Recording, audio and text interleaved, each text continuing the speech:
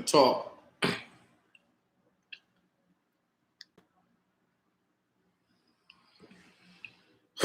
Greetings. Hold on 1 second.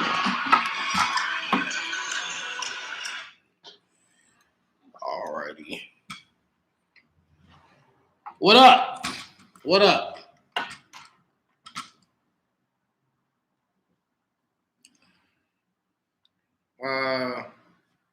Happy Friday.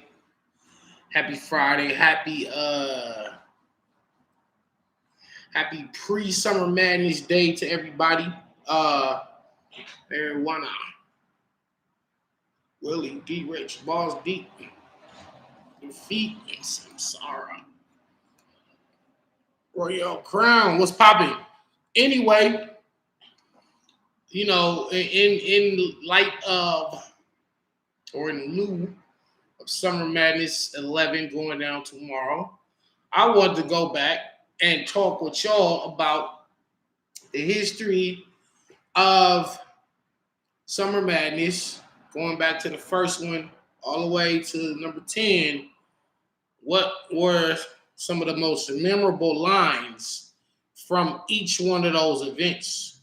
And I would like for y'all to tell me what. And let's really just get into it. What were some of the best bars that ever spit on Summer Madness? And the reason why I ask this is because Summer Madness is what they call the Super Bowl of battle rap. So when you put it at that level, that peak, and you say this is the highest battle rap event, then automatically comes to my mind what it used to back when they first started doing Summer Madness was, that's right, hit the like button.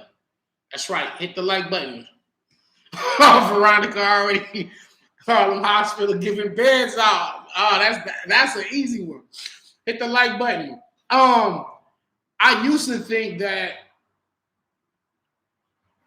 the Summer Madness was really about the best top of the line bar spitters and top of the line quality bars in like that we could produce. And I was just saying, like, all right, so you'll get the top name guys, but I realized that it was more so of this is a show, this is a production, this is a big extravaganza.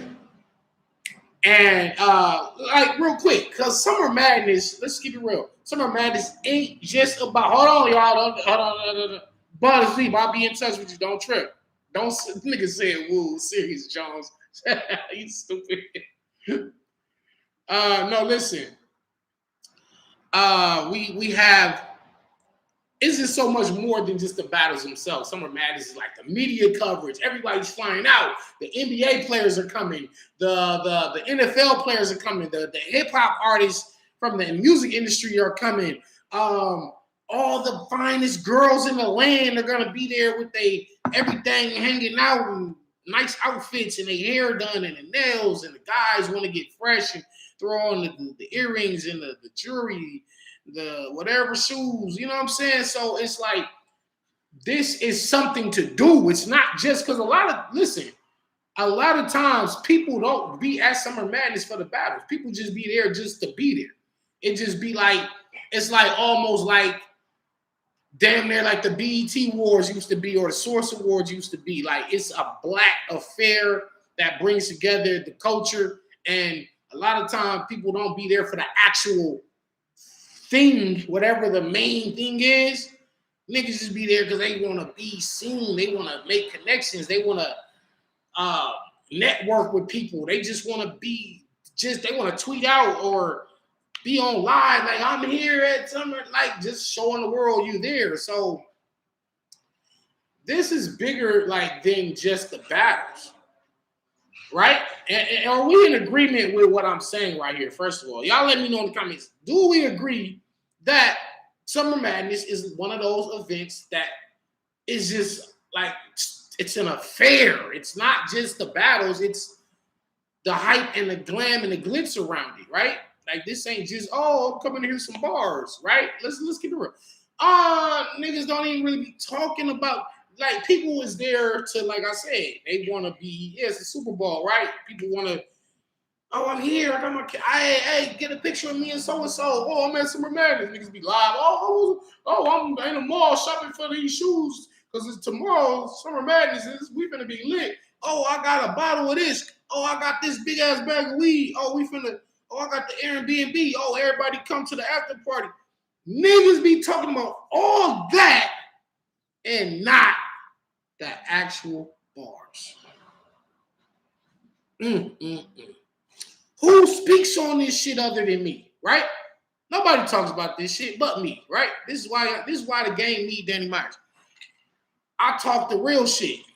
We be more so concerned with the overall event itself and be kind of forgetting what we all actually are here to see. And so sometimes the bars get overshadowed by the shenanigans. The bars get overshadowed by who was there. So if Drake's on stage and then Drake bring out Nicki Minaj and then the whole crowd go crazy in Houston, then that's like more important than what the rappers was rapping about, right? So if Jadakiss come and if let's see, one of the top NBA, if LeBron comes out, this is huge. It's trending, right? It's trending. If LeBron come out and, you know, all the NBA stars come out and Drake pulls out Nicki Minaj and Jadakiss come on stage and all kind of shit. Everybody taking pictures. Niggas is just forgetting that people are actually here to rap. So let's go back to some of the Summer Madnesses, right? What? Like, we gotta remember, like, we're still here to rap. And all that shit is dope. What up, Dave Kevin? All that shit is dope. All that shit is cool. Hit the like button. What are we here for? Nigga, somebody gotta win, somebody gotta lose. You know what I'm saying? Shout out to Jukebox, shout out to DNA, Jukebox from Canaan or Raising Canaan. Streets need a body, right? Somebody got to die. Shout out to Mello the Gutter Man out there in Chicago. But that's how he always start when he hosting them events in Chicago, guerrilla warfare. He be like, look, all this, you know, buddy shit is cool, but fuck that. Somebody got to die. And that's kind of where I'm at with it right now, too. Somebody got to die. But you can't die if don't no fire-ass bar get said to you. So we need some dope-ass bars, which I'm pretty sure we're going to get some amazing bars tomorrow. But let's go back to Summer Madness 1. What was Brisson Bias? We talking about the best bars from all the Summer Madnesses. We got to get to the did I hear I seen that Battle Truth shit. That shit crazy. And, you know, like I said, I be staying out of shit like that because that shit don't be my business, you know. But that shit look bad. It just look crazy. Sad, actually.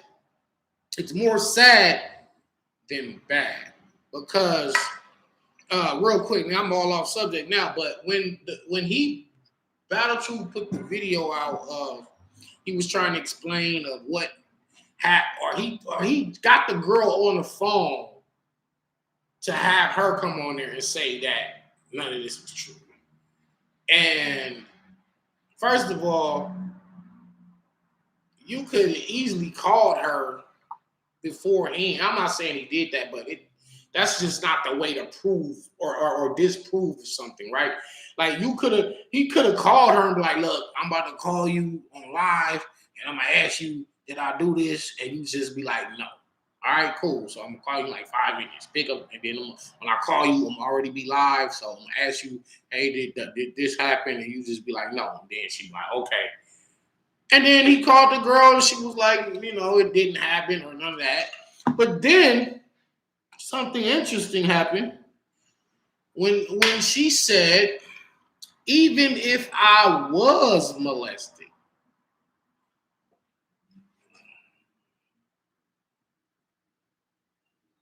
See, if y'all watch First 48, if y'all watch, what up, Paulo Paul? What up, Gullah JB? If y'all watch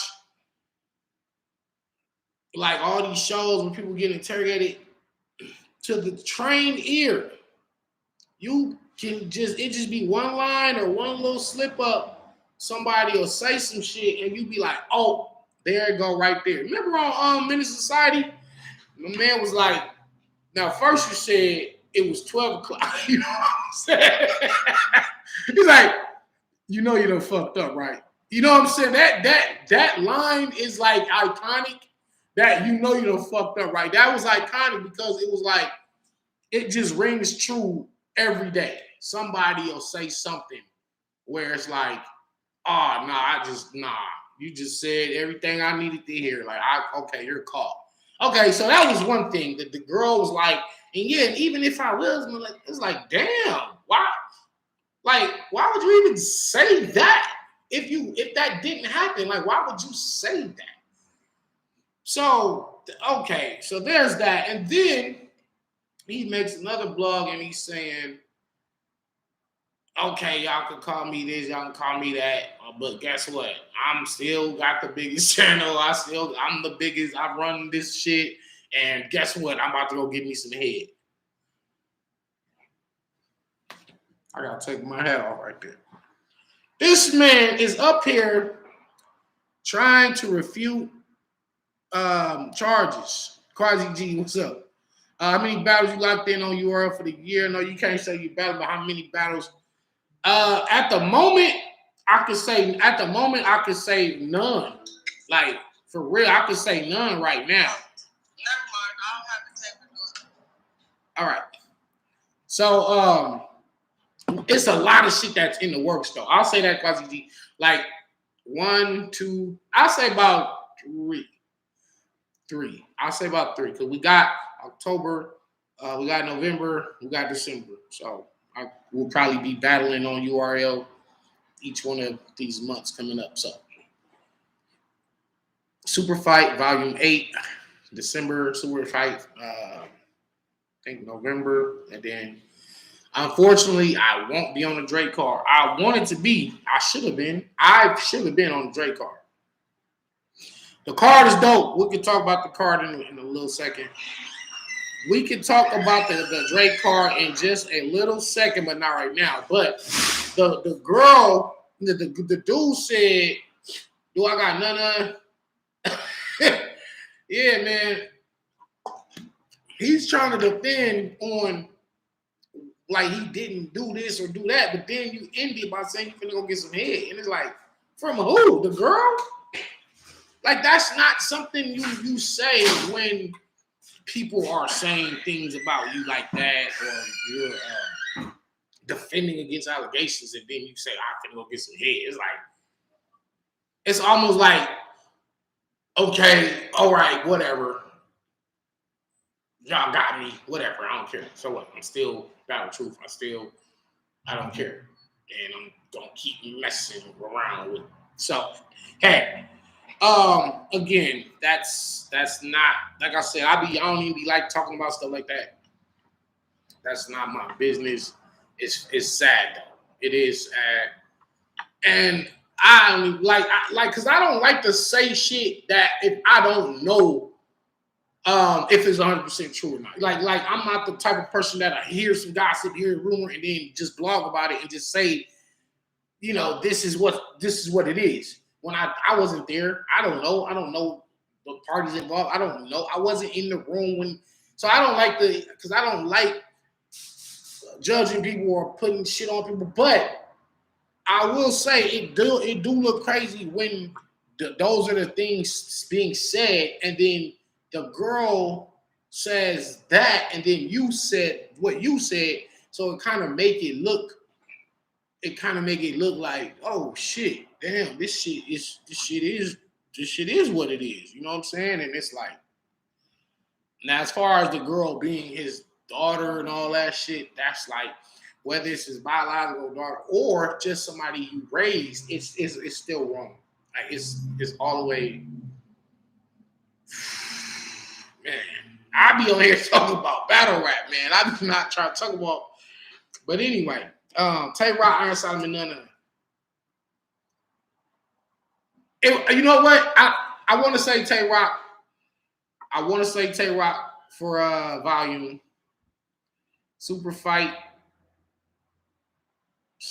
It's probably none. It's a few other names been tossed out there. But I would definitely I mean, me and I see Av want to do it. He wants to battle me next year, so that takes away me and Av for traffic. That takes away me and Av for the volume. It's like I need like T-Top, Tay-Rock, Daylight, Iron Solomon, Loaded Lux. That's where I'm at with it. And, you know, like I said, I've given all of the new guys, Trez, Jerry West, Easy to Block Captain. But anyway, this ain't about me. We'll talk about that probably on Sunday or Monday. Summer Madness 1. Can y'all please let me know what was the best bar from Summer Madness 1? And put in the comments some of the battles that was on Summer Madness 1 if you guys remember. You can go to Summer Madness 2 as well, because I know that's probably the most popular or the most famous of the Summer Madness series, because it was Lugs, it was Calico, it was Busta Rhymes, Buffy, it was the $20,000. It was so much shit going on Summer Madness 2 that probably made that like the overall most memorable. But I mean, I'm talking about from a rapping standpoint, which Summer Madness had the best bars. Danny Mook, yeah, I'm with that one. Don't battle none. At least wait till we get big names for the culture. I got you. Tay-Rock battle everyone but Danny. He's scared. He's been scared 7 fucking years. It's crazy. Are you on a super fight coming up in October? I was supposed to be, but I got a situation with me and Tink that I couldn't do it. Mook with the 30 piece. Do y'all know any battles for 10,000? I'll kill a nigga for real. Yeah, that was one of the best Summer Madness bars for sure. That was original. It was, and we still haven't forgot it. Like, think about it. We have not forgot and people have said that line in countless other battles. People have said that line in countless other interviews. So that's easily one of the best bars ever said on Summer Madness. We're talking about any Summer Madness.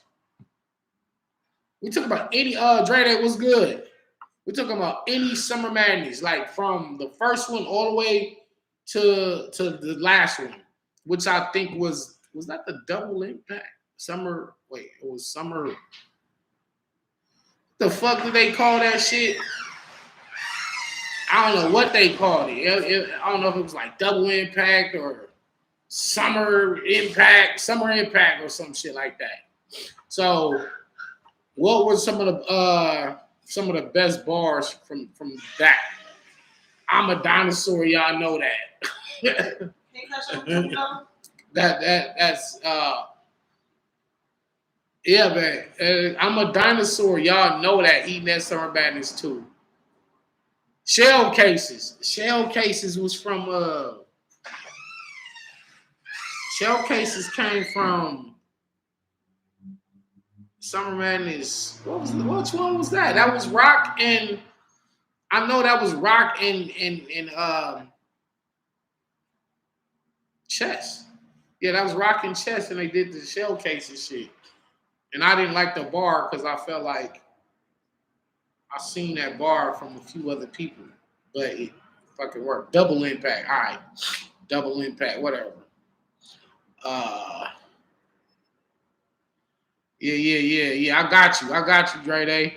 Chess. Yeah, O-Red did the shells. Yeah. O-Red that did it versus me. Damn, it's raining out here. Summer, yeah, that was okay. What else?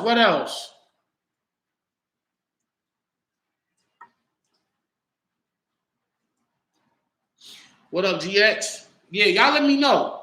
I do remember it was supposed to be Daylight versus Wave 7, Summer Madness 3. I remember Daylight dropped the trailer. I went crazy. I was like, oh shit, finally a West Coast dude on Summer Madness. And it's Daylight, probably my favorite battle rapper, right? So it was like, man, this is gonna be crazy. Gritty and Danny on Drake card.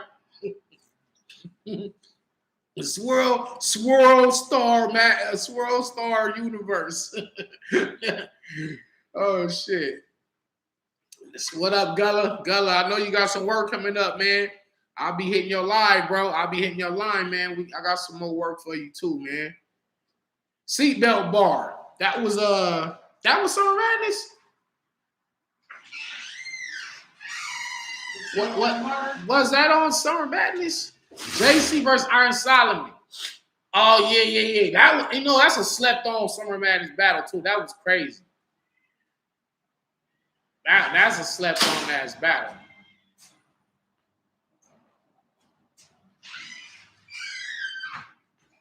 Oh yeah, John versus Hitman.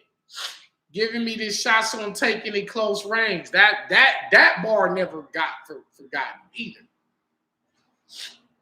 Where you about to go, babe? To the store. Ain't cash out there for you? What you about to get? My daddy wants some. I want to get him some Nickies. Oh, you about to go buy him some beer? You see it raining harder? Yeah, it's raining. I love it. JC.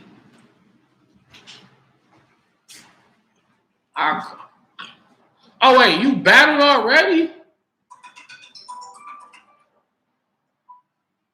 It said, wait. Hello? Oh, I bet you did catch a body. Streets need a body, nigga. Hello? Absolutely, Dre Day. The clip stretch mark bar. You calling me?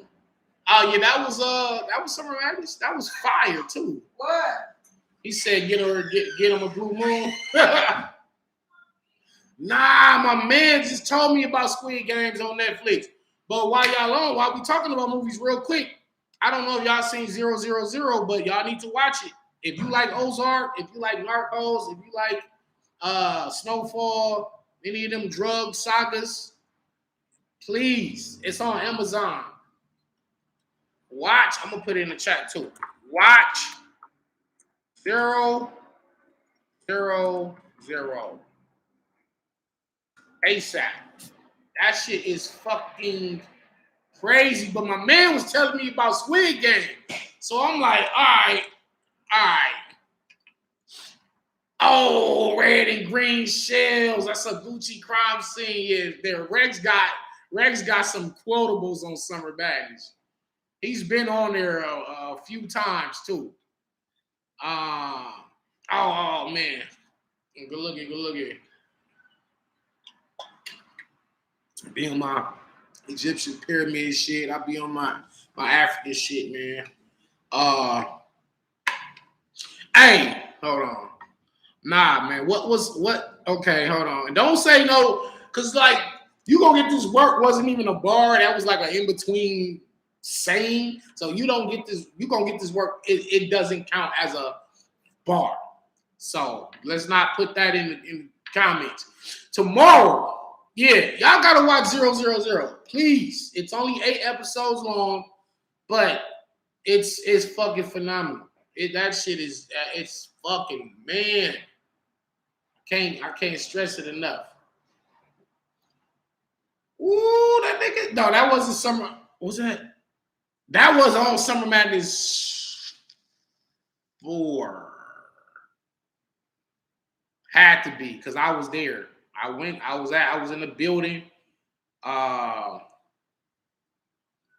Okay. Oh, Abysmal versus Teacher was fire.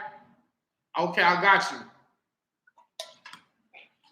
But nah, you prepping us. How you texting us on here? Your hands ain't moved. You prepping us. Shit. Reversible hip. Invincible on Amazon is fire too. Yeah, that's absolutely amazing. That's amazing too. I'm waiting on season 2. We already waiting on that shit. Yeah, Invincible's good. Summer Madness 7. I was in the building. Hey, Balls Deep, I was in the building for that one too. I was in the building for Summer Madness 7. And yeah, man, that was probably the worst Summer Madness. And I mean, it was just like the crowd, the Vegas crowd was, I don't know, man. T-Rex was doing that lame shit versus Reed Dollars trying to sit down on the floor. O-Red, I think O-Red lost his voice versus Ill Will. Tay-Rock was up there just being regular and kind of got his ass kicked by Hitman. Geechee whooped the hell out of Suge. I was supposed to battle Trez on that card, but I turned it down because I wasn't taking no pity battle. But yeah, Summer Madness 7 didn't really, but that is the card that had ain't that the card that we had JC and Solomon? Is that the same card? Woo! Hole in the desert like quicksand. Now let that sink in. That was probably, hey, on some real shit, that probably was, damn, that might have been the best bar on Summer Madness. Come on, man. Y'all gotta, what beats Hole in the Desert like quicksand? Now let this sink. What beats that? What bar from any Summer Madness beats that? Nigga said Prep versus 7, directed by. Nigga said Prep versus 7, directed by Angry Family. Turn Professor Shine to Professor X.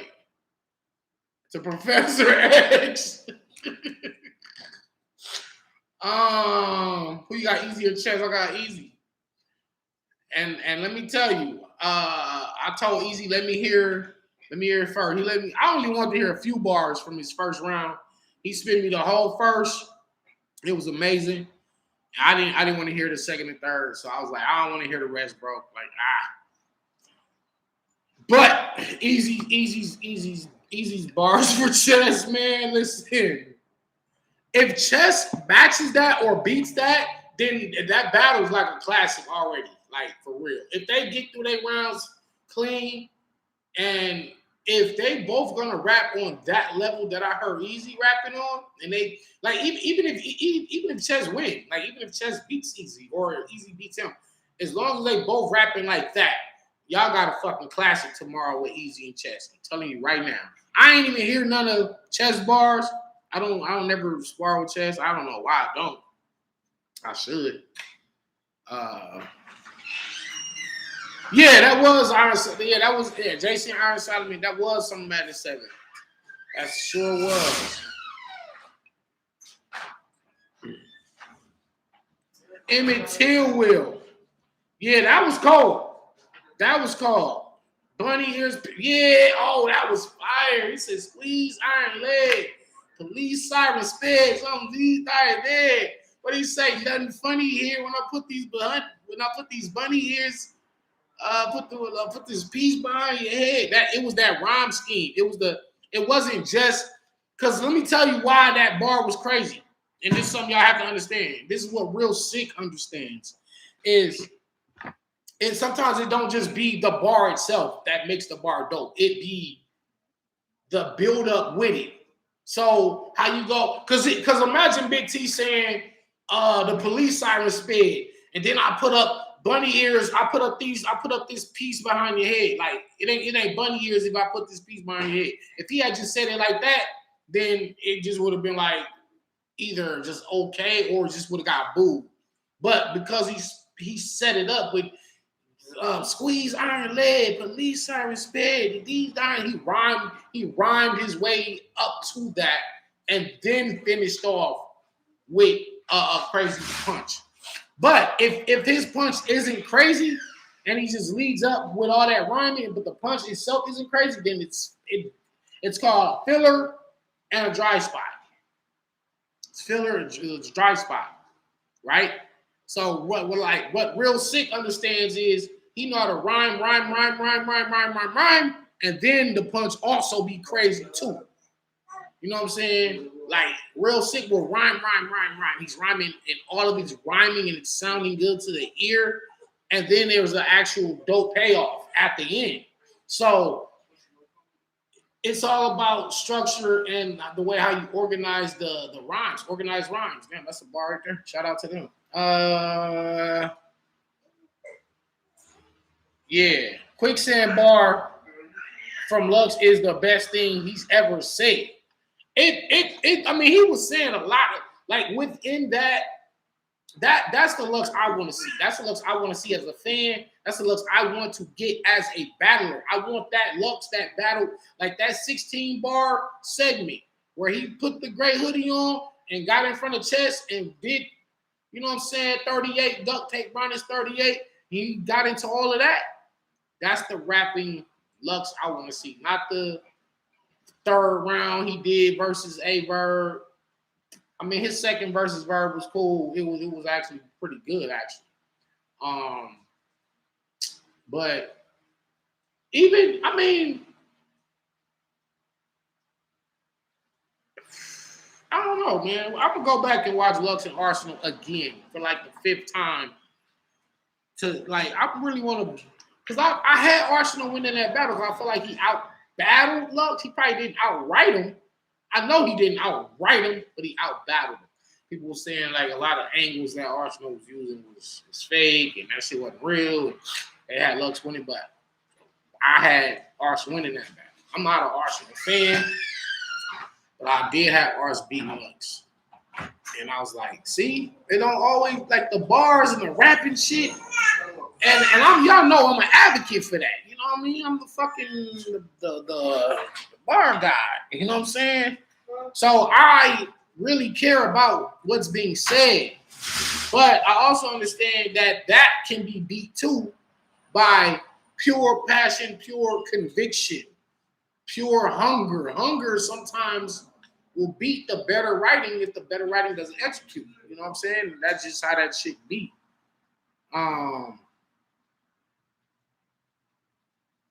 Yeah. Do you believe Hollow changed or overthink his attack after he battle clip? Yeah, he did.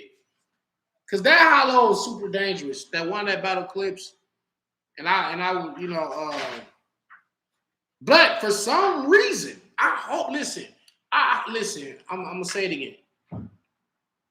If he don't be great, if he's not great, he can't be good. You can't be all right. You can't be fire in certain spots. Oh, Hollow was fire in like, you know, a little bit in that first round. Then he was fire at the start of the second, but kind of cooled off. His third kind of started slow, but then he kind of heated up at the like. If you're like that tomorrow, you are going because listen. I haven't heard nobody rounds. I ain't heard Shine rounds, but just from what I know as a battle rapper, K Shine is coming to hurt this man, right? Like he's coming to. I'm telling you, it like the way how Shine did A-Verb, he's trying to do Hollow like that, especially when he's been having a years long grudge with this man. Shine means business. But again, if Hollow can be as surgical as he was, like he was versus Charlie Clips, but I don't know. I don't necessarily know how you break that. Oh, damn! I could say it. He could break down K Shine and be like, well, you know, when you came in, you know, you was hot, you was up under them, Lions Den, blah, blah, blah. But then your style, every time a new somebody else came around, your style started changing to their style. So he could say, you started rapping like DNA, you started rapping like Twerk. If he break that down, no, like I could do it. But if Hollow breaks that down, he can make Shine look crazy up there. I'm not like Hollow's not a bar man, even though the parallel universe is he always says TMB too many bars, right? He's saying too many bars, but the problem with Hollow and Don with me is I just don't hear enough bars. Like, right? I don't hear enough bars.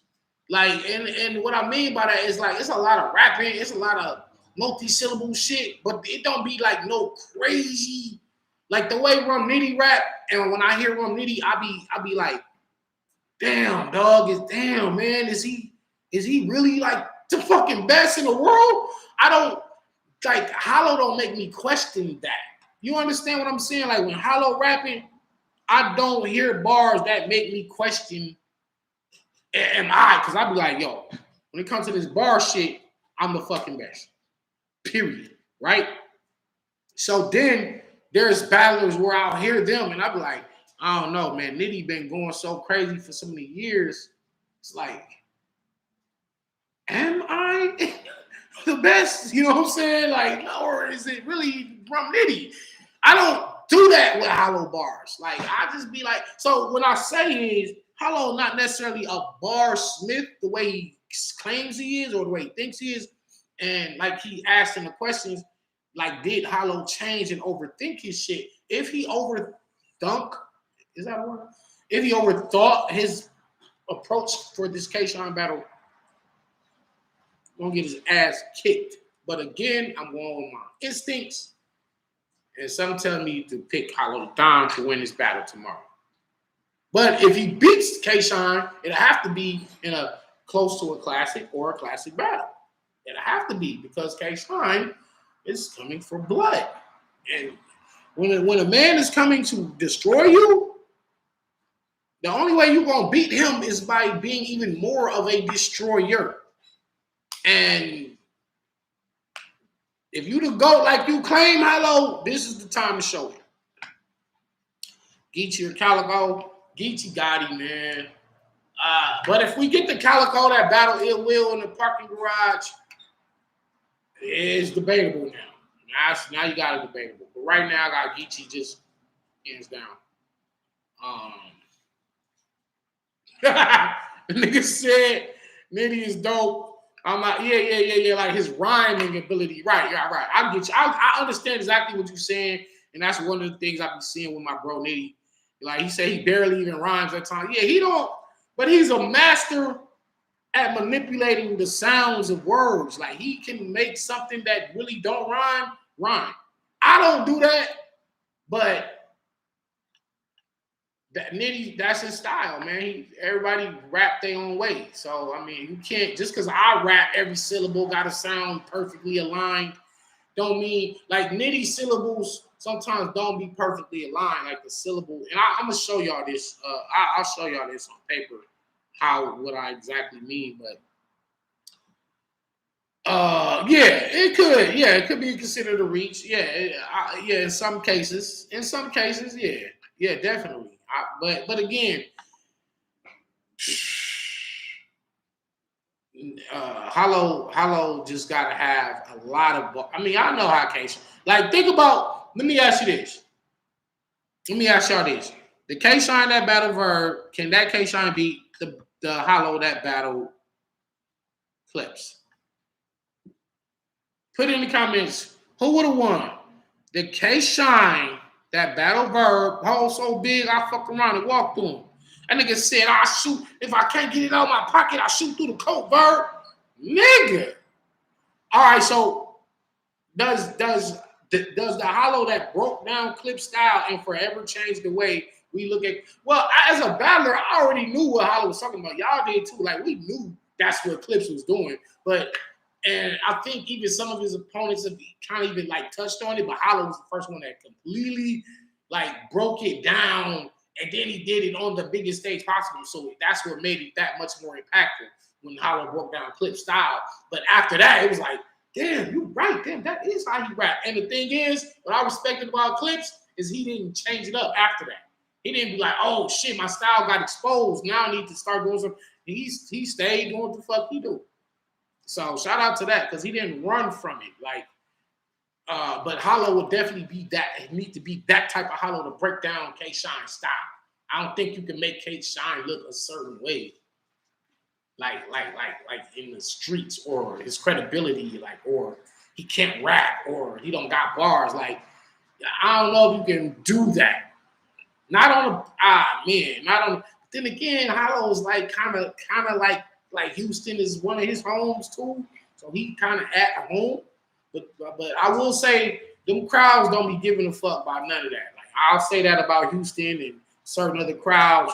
They don't give a fuck about no, like, if you from there, that's cool. But if you getting cooked, they're gonna let you know that you're getting cooked. They're not gonna be biased and be like, oh, as soon as Hollow the Don get on stage, you be like, hey, Houston, what up? And then 3,000 motherfuckers go crazy, and then he be like, yeah, so now you shining, but I can shine with a flashlight. And then everybody just be like, oh my God, and they just go crazy. They're not gonna do that. They're gonna boo that shit. Like, they're gonna fucking boo. Like, they don't, like, you still gotta be saying some cold shit at the end of the day. So I don't know, but I got Hollow for whatever reason. Again, like, whatever. Clips is just a candy rapper with 4 bars. He is right. I know, right? Them bars like the next exit off the highway. They know when you get off, you tell them it's coming a mile away. Facts.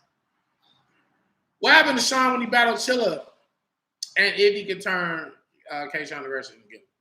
What? Oh, well, again, it was that fucking mic falling off. Because it ain't like K-Shine went in there with some whack shit from Chilla. It ain't like he had whack bars. But when the mic falls off and Chilla does the rebuttal, it just took, it was like nothing else K-Shine in his written. It's crazy that in his writtens, there was nothing in none of his 3 rounds that was going to equate to the same level of Chilla's fucking thought of bar on the spot. Like, he thought of that. Like, oh, shit, I'm about to take advantage. Oh, his mic fell out. Ooh, okay, how I rebuttal that? Oh, you look comfortable with a white man putting a wire on you. Thought of that shit right quick. And when he did it, and then when you can look in the background, you'll see me, you'll see B-Dot, you'll see all the battle rappers going crazy. We damn near ran out the building when Chilla, because I knew when it happened, when the mic fell off, me as a battle rapper, I'm saying, oh, all right, Chilla. If I'm Chilla, I finna fucking rebuttal this shit and say something about a motherfucker putting a wire on. Like, I probably would have said it differently, but it would have been the same. It would have been the same point. Like, somebody's putting a wire. You know what I'm saying? So I'm thinking like, Chilla gonna do it. Chilla's gonna do it. Chilla's gonna do it. And then when he did it, I fucking lost it, bro. Y'all, I'm sure when y'all first saw that shit. And like I said, so when you say what happened to K-Shine, that's what happened to K-Shine. It was that messed up, unfortunate moment that could, like I said, could have been prevented had they just, Caffeine could have just put a little strip of tape on K-Shine's mic so it doesn't fall off his shirt. That's why I requested, like, when they don't, like, I request it now. Like, I'm not getting on stage if my mic not taped to me. I'm not rapping. You know what I'm saying? Like, y'all got no tape? You go find some. Go get some tape. Cause I can't rap because y'all know me. I'm this. I'm doing all this, right? I'm going crazy. I know my mic gonna fall off at some point, and I don't want to keep readjusting them, and then they gotta come and they fuck your whole momentum up, and that's what happened to K-Shine. Fuck this. When Chilla did that, it just took. He was defeated. Sometimes you can be mentally defeated. And then you just not right the rest of the battle. Even when you try to fight back and try to fight through it or get the momentum back, it's hard to get that momentum back. Damn.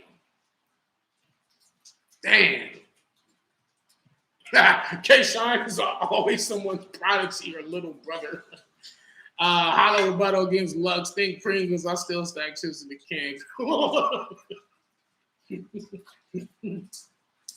McLean gang. Chilla killed it with that rebuttal, though. I know, right? Danny be like, the mic gets all ripped out. I think Hollow said, he the same English teacher as Nas. I know he didn't say I know he didn't say no shit like that. Now, if that's coming Like you said, Hollow said that. Hollow said he's the same.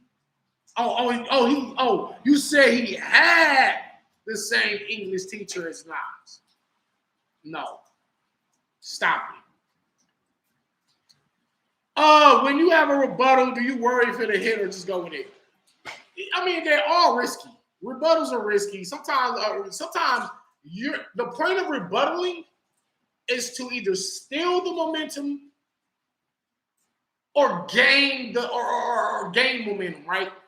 But the trade-off is sometimes you could rebuttal some shit and fuck yourself up and lose momentum. I've done it a few times. Like, so it'll be where you trying to rebuttal something they said, and a lot of times, like me, you gotta be strategic on what you rebuttal. Because if you rebuttal something that was just okay, and it was just okay, like when your opponent said it, why do you think you finna take some okay shit and make it fire? It's like you can't really rebuttal trash. You gotta rebuttal fire with fire. So when a nigga shake the building on me, I'm taking that one. If you say something else in that same round and shake the building, okay, now I'm gonna rebuttal that one too. Because not every bar is gonna be crazy. You know what I'm saying? So even though we try to write to where every line is crazy, we don't necessarily know what the crowd is gonna react to until we're actually in the room. You know what I'm saying? So when I think of rebuttals, I'm like, all right, I gotta just take it. Whatever one got the biggest reaction, I'm gonna use that. And if it's like 2 or 3 of them, I'm gonna just take that. But if they don't say nothing that I feel is rebuttal worthy, then I'm not even gonna rebuttal because I feel there's no need to. And it's like again, if you rebuttal some shit that was whack, you could either be just as whack or make it whacker, or just be a little bit above whack. And either way it goes, you don't want that. And especially if you use it at the beginning of your round, like you already starting off the round fucked up. So there's a little free game for any upcoming battlers or anybody that's already battling. Like, be careful on what you rebuttal because you can actually hurt yourself trying to do that shit. Hollow asked Pat, how you let me 30? What is this? Is this Kill Hollow the Grande? Wait, Hollow asked Pat, how you let me 30 you in a 3-round battle? Right, and the battle's 3 rounds, so that's the only thing you can do. I could say if it was a 1 round. That shit's crazy. Them motherfucker, man. They ain't getting their other half right. They not getting their other half right. What's your best parallel universe? I mean, I know a lot of people like the housewarming shit with Pat Stay, and they like the Young Cannon one, the Paul Bearer, but I like the stained glass shit that I did versus Bobby Lee. If y'all haven't seen that battle, go check out Danny Myers versus Bobby Lee Swagger. I did that. That was a crazy one. I like what I did versus Suge too. Never ran into Ice, but in reality, this nigga Suge never ran into Ice. So I was talking about Suge battling Head Ice when they were supposed to battle, and then the battle got canceled, so they didn't do it. And then Suge battled Pat Stay and said, I hung him over the balcony doing like the Suge Knight Vanilla Ice reference. But my parallel to that was, yeah, you talking about that, but you never actually battled Ice. Suge never ran into Ice, so that was one of my favorite ones. I got a few. The first one I did versus Jonah, the very first parallel universe. And like I said, the parallel universe was never meant to be a special move or a continuing series, but because when I was like, do you believe in a parallel universe? I do. This shit is insane. My pops was in prison playing spades while I was working on my pen game. So I was just like looking at the parallels of me and my dad's life. I'm like, damn, he, spent 30 years out of prison. And I'm thinking about penitentiary games, and then I'm thinking about pen game, and I'm thinking about, okay, so when my dad was doing that, my whole youth and my life, majority of my life, I'm on the outside working on my pen game while he's in the pen, and it was like, damn, our lives just went two different ways. And so it was just a bar. And I thought it was just so dope. I was like, man, I'm gonna fucking do it again. And then I did it again versus Young Cannon with the this shit is all terror. I taught my cousin how to hold the handle. Later on, I was his pallbearer. Fucking so I was like, yo, I'm gonna keep doing this shit. So I probably have to do another compilation and drop it on my channel, man. Ill Will's Intersecting Universe. The thing about like when people do shit like that is I look at what's been said to me already. So I actually like Password's third round as the best. I like Disaster's third round where he broke down what the actual parallel universe is, did the Schrodinger's cat, did the space-time, the gas in space. He did so much shit with that parallel universe, and Password's third round don't get enough mentioned or don't get enough props. But Pass's third versus me, where he was me in the parallel universe, was so when Ill Will does the intersecting universe, it's like it's kind of similar to what's, you know what I mean? So to me, even though it's still dope in its own right, I be feeling like, well, I kind of heard this already. You know what I mean? So, but anyway. The one versus bill collector. Oh, I was fired, Veronica. Thank you for even when I said something about I don't have kids or I don't got kids in this universe or some shit. That shit was crazy. Oh man, in the womb, huh? Sharon rebuttal game, crazy. A-War rebuttal game, crazy. Danny Meyer rebuttal was crazy. Ill Will rebuttal was crazy. Yeah, those guys said the intersection shit was trash. I think we're gonna hear a lot of prep bars tomorrow, and I'm pretty sure we are. But it's almost like what prep should have done.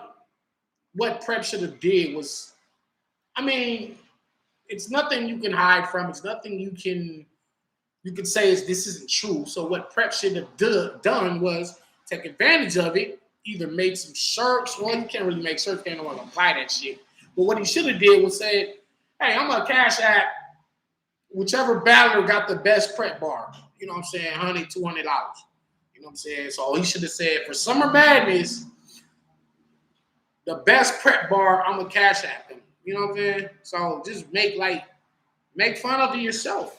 Make light of it. Should took advantage of that. I mean, you're going to give away $100, but it's also like, it's kind of like, I ain't going to say smoothing the situation over a bit, but it's like, you already admitted to it, but it's kind of like acknowledgement of, yeah, all right. I know this shit coming. I know these prep bars are coming probably for the next fucking 5 years. All right, fuck it. Whoever got the best one, I'm a cash out. You know what I mean? And then it's not so much of a thing anymore now. Once you like become a part of it too, and that's kind of where Battle Truth kind of went wrong. But this what he was trying to damage control, because he didn't damage control it. He damaged the damage. You know what I'm saying? Battle Truth made that shit seem worse. That nigga said, shit, all right, y'all, I'm about to go get some head. Like, what? Like, we're already talking about your sexual escapades with said whatever, and then you gonna turn around and say you finna get some head. Like, from who? Her? Nigga? The one we, like, that just, it just, man. Yikers. Kimberly Schaefer. Prep versus 7. All right, man. Yeah.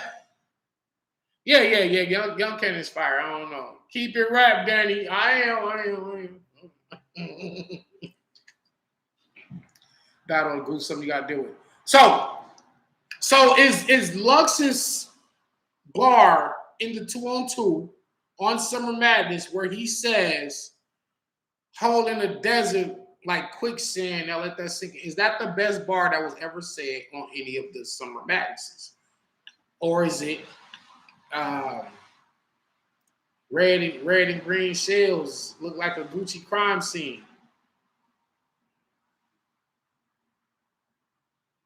Mike the Man was popping. Prep verse 7 on Yonkers Island. Yeah, for sure. That's why I don't be like when shit like prep happens, the prep thing and the battlefield thing. I didn't like make no blog about that shit. I didn't tweet about that shit. I be seeing everything. Trust me. I even if y'all see me and I'm staying quiet about some shit, it's really because first of all, everybody else is talking about it anyway. So I don't have to add my own 2 cents to it for some views or some clout or whatever. Because for one, I believe like if it's not specifically battle related, like if it didn't happen in the ring type shit, then I kind of like don't really. It's not my business. You know what I'm saying? Like that's just not my business. It's Lug's best bar for sure, but is that the best? Yeah, the bar guy sees all. That's fucking fact. Bar guy sees all. I say that all the time.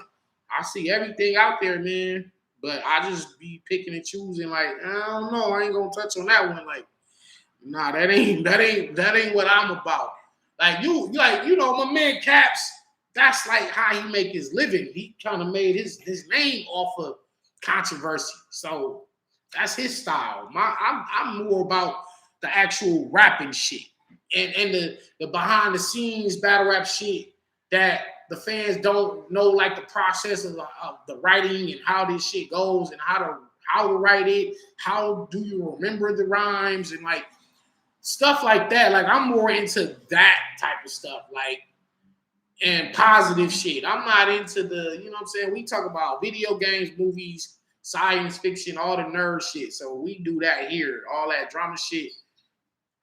Let that stay in those guys' lives. You know what I'm saying? You know, sometimes I do have to come out and speak out on certain shit because just being one of the elders or a leader in the culture, I have to talk about certain shit sometimes. You know what I mean? Just like when Rock was running around telling everybody to suck his thing, and Rock was telling everybody, and I made that blog.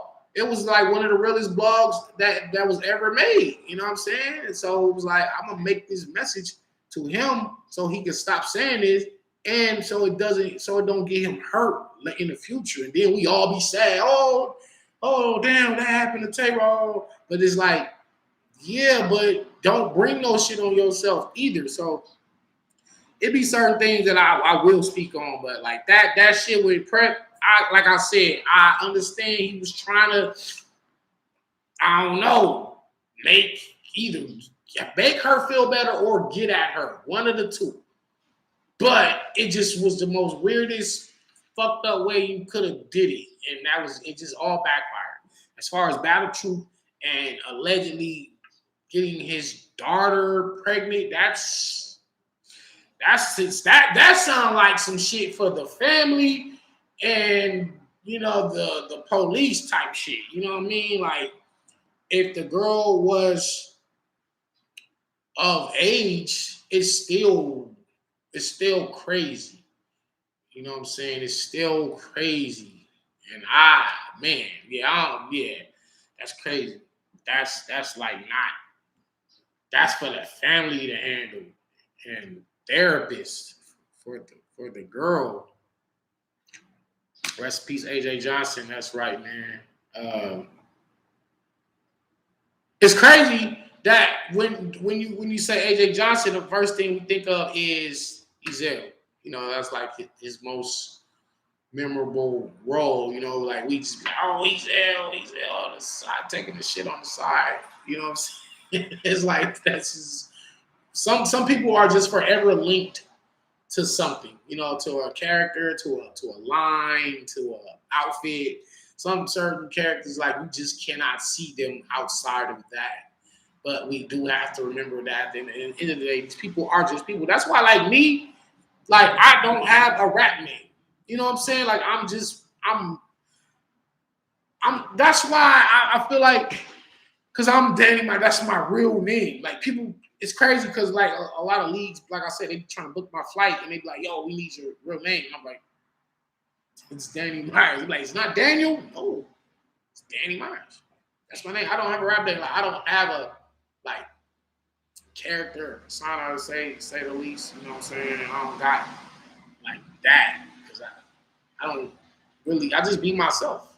I don't know. It's just easier to just be yourself than to pretend to be somebody else. I mean, maybe that's probably why I don't have. But this take Geechee Gotti, right? Geechee don't have a character. He's funny. He's also a street guy. He's smart, witty.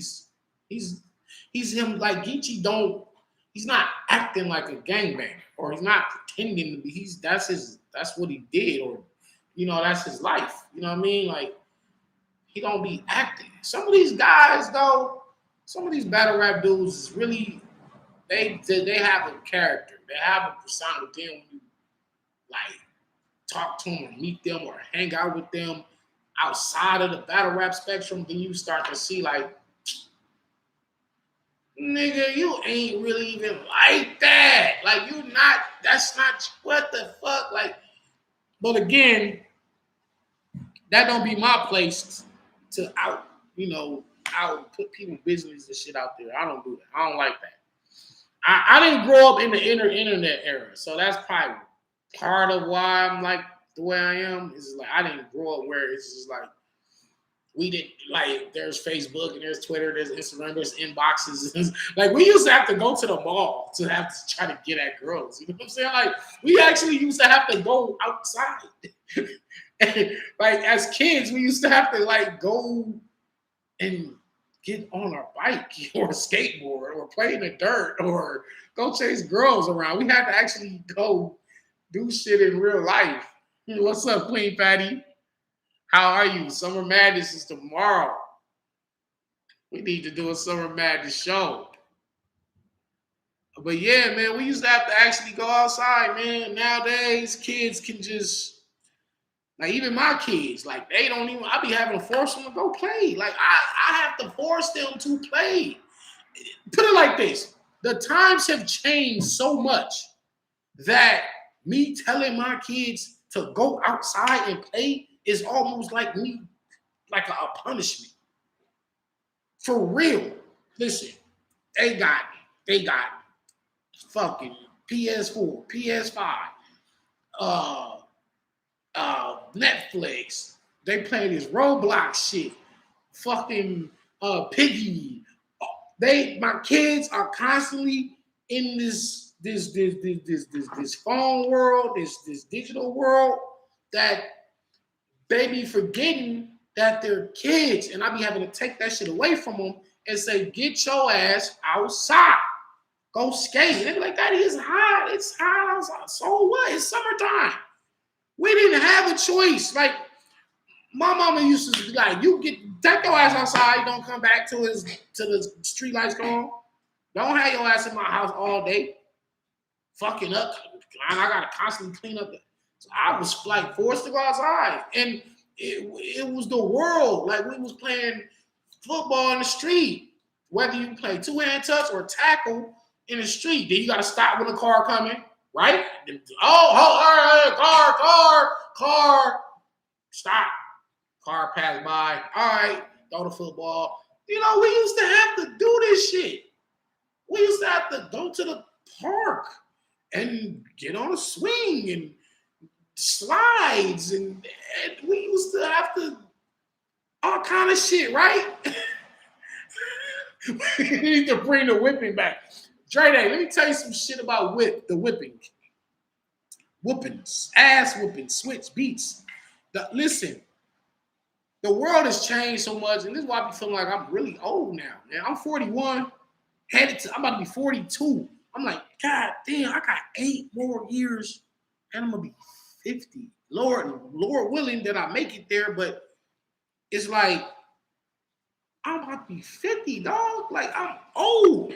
And I look at in the short time from that far back I can remember to now, the world has changed so much. So the ass whoopings have almost completely gone away. I in Manchester Elementary in Los Angeles, the teachers actually had permission to whoop us. We used to get whooped by the teachers. And I'm pretty sure that some of y'all probably had either if you're not old enough, your mama or daddy, whatever, grew up in a time where the mom and dad whooped them, and then the neighbors was allowed to whoop them. The auntie, the uncle, they was all whooping kids with belts or switches or extension cord. God forbid, that's extension cord. It's the worst shit. That's actually, when I look back on it though, that shit was like abuse. Like that shit was a fucking form of abuse. When you get hit with a belt or extension cord and they left a welt on you and you have those marks, and that shit is abuse.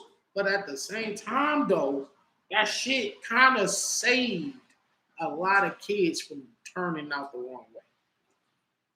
Because if you don't whoop them, and now we in a system to where like you can't whoop your kid. Like me, I can't whoop my kid. Like if I whoop one of my kids and they tell a teacher, like let's say I whoop one, well let's say my kids is like Egypt, India, they light skin. You know what I'm saying? So if I hit them with a belt, it's gonna leave a mark, especially right. Now they go to school and then they show their teacher a mark on their body. Then the teacher calls CPS. CPS comes and takes pictures. Here they come, take my kids out of the home. The whooping has been eliminated. The good part is it did stop some abuse. The bad part is it's taking away the discipline from the parents, taking away power from the parents to, and you can raise your kids to be good people without beating them and touching. Because I don't condone beating kids and socking on them, and you know what I'm saying. But kids do need correction early, and I remember that my grandfather was like, you know, when a tree starts sprouting up when you plant a tree, and the first little sprout comes up, you can bend it and do all that because it's young. But when the tree becomes a fucking redwood, you can't move it at all. It's set in its ways. It's stuck. Kids is the same way. It's like you got to mold them in the right direction early. Because once they get in their teens and grown, it's like you gotta let go of them. It's like it is what it is type shit.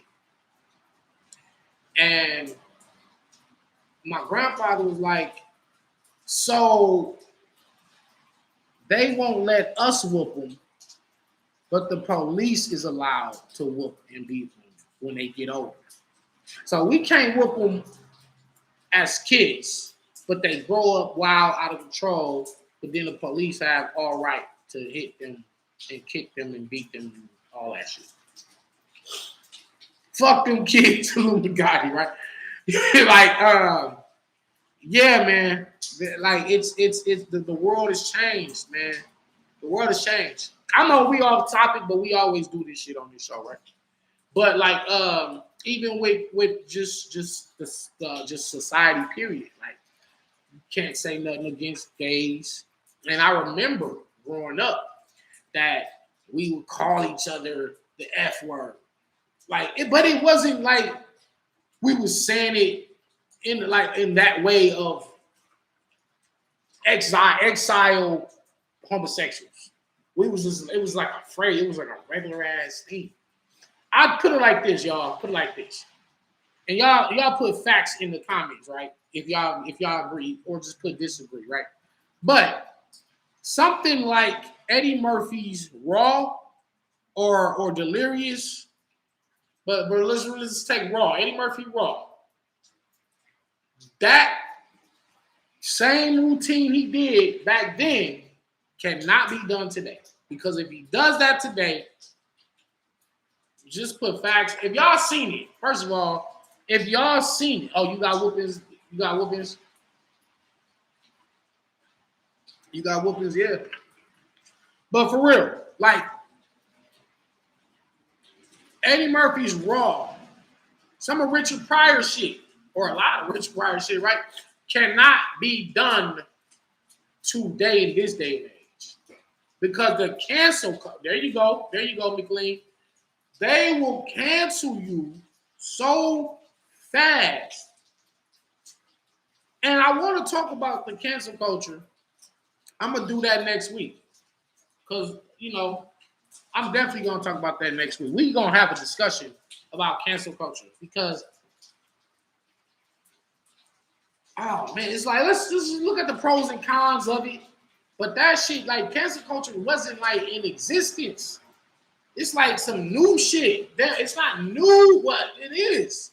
Like, it's new. Like, you say one thing that a certain group will take offense to, then they cancel. But then it's like, first of all, you're telling people that they are not allowed to say what's on their mind, and they're not allowed to make mistakes. People are not allowed to make mistakes and grow and learn from it. Rather than you correcting them or y'all having to sit down, like if I say some offensive shit, which I always do, I think battle rap is like the last low key though. Battle rap might be the last place where you can actually just kind of say whatever the hell you want to say, almost to a degree, and not get canceled. Because if I was to say the same shit that I say in my rap battles, then my Twitter gets blocked or canceled, right? My Twitter gets banned. I say it on Facebook, I'm in Facebook jail. I can't, I say it here on this live, then YouTube gives me a strike, and they want to shut my channel down. So it's like battle rap is like the last place you can say some super complicated, right? Like, dog. Yeah, but we're going to talk about cancel culture because, yes, people have said some fucked up shit. And I am kind of happy with the fact that the world is being more sensitive to other people's feelings and allowing them to have a voice, to voice their opinion and to say, hey, well, what you say about my people is wrong, or and we don't, that shit is not cool. And it's like bullying, like even bullying, like they cracking down on that shit for real, like at schools and shit. And it's like the world is changing, but is it like being oversensitive to certain things? Like you can't just, like, to me, one of the harder jobs, yes, he said J2 can say it, cancel culture, right? Funny man, what's good? Like, just like comedians, right? I think their jobs are way harder today than they was when we was watching In Living Color. Like, take a sketch comedy show, In Living Color, which is a classic series, right? That shit can't even happen today. Like, I remember Damon Wayans and David Allen Greer being men on film, and they was pretending to be gay, and they would review the movies and say all the little gay cliches. They can't do that today. Yeah, like Mike Epps cleaned up his material a lot.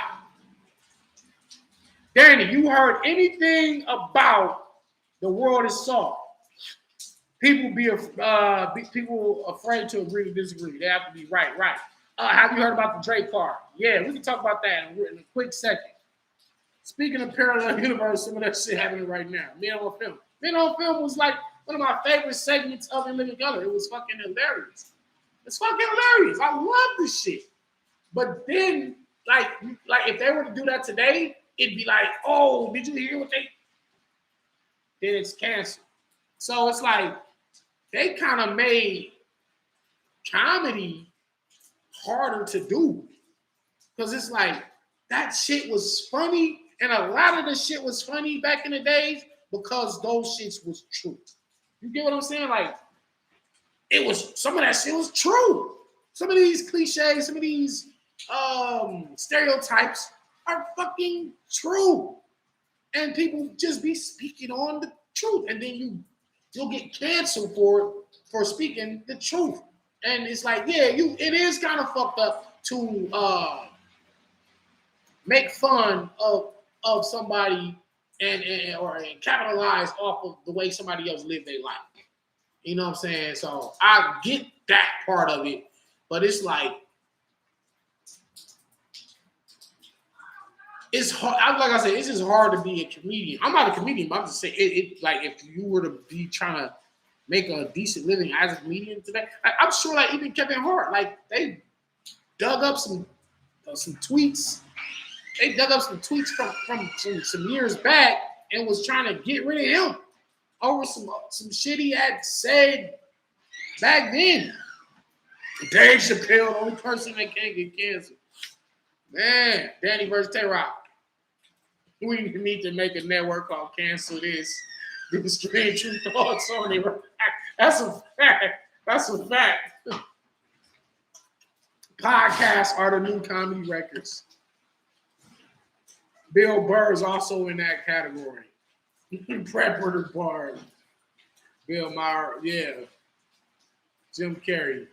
Yeah, I'm just saying, like, certain shit is like, how you doing? Fine.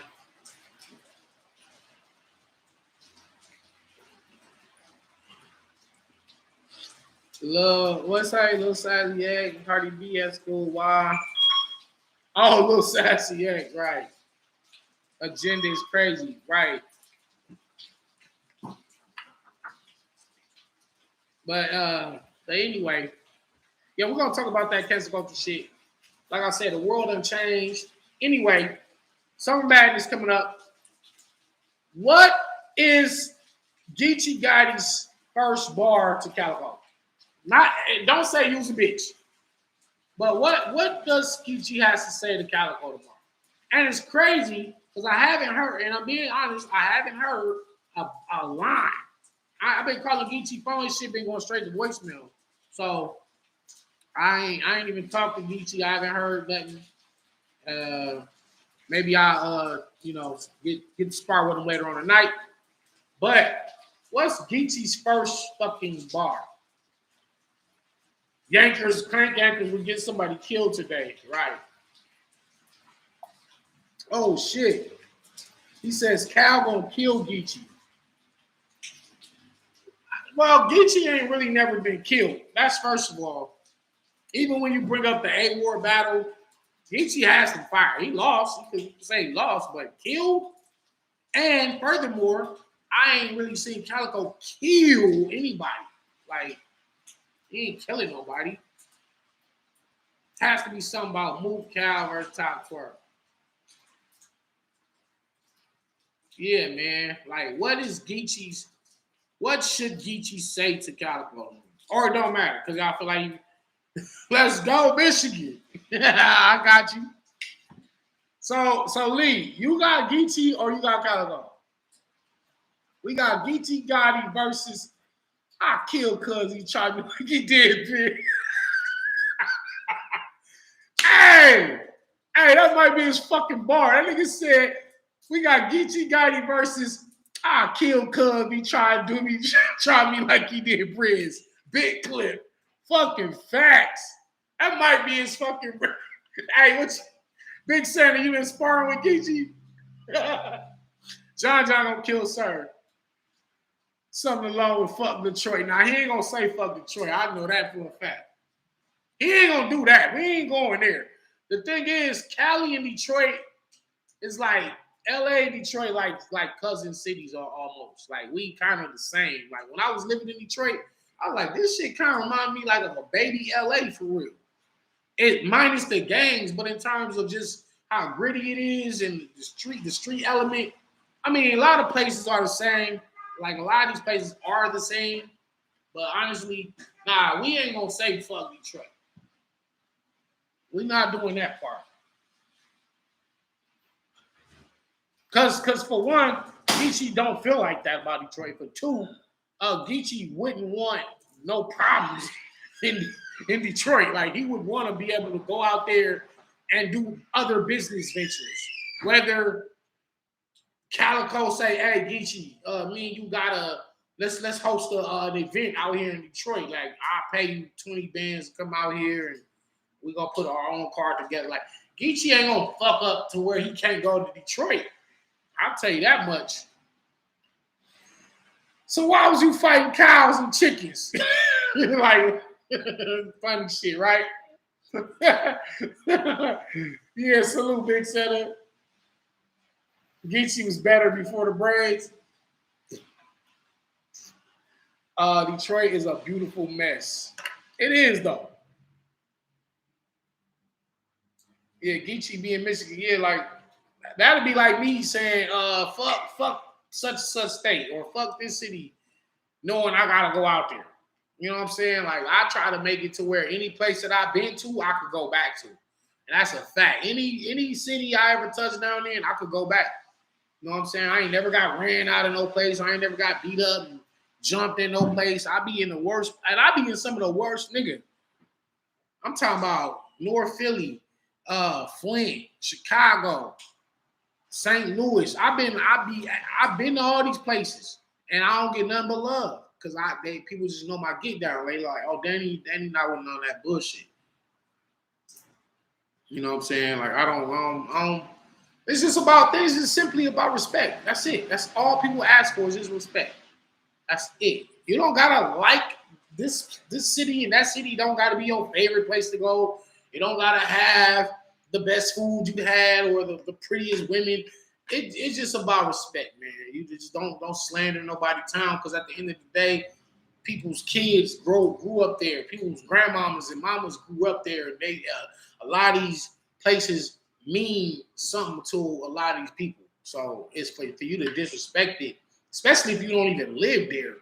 That's another thing. Like it's one thing for me to be like, I don't really like LA no more. You know, I'm tired of LA. You know what I'm saying? Like, that's like, I could say that because I grew up, born and raised in LA.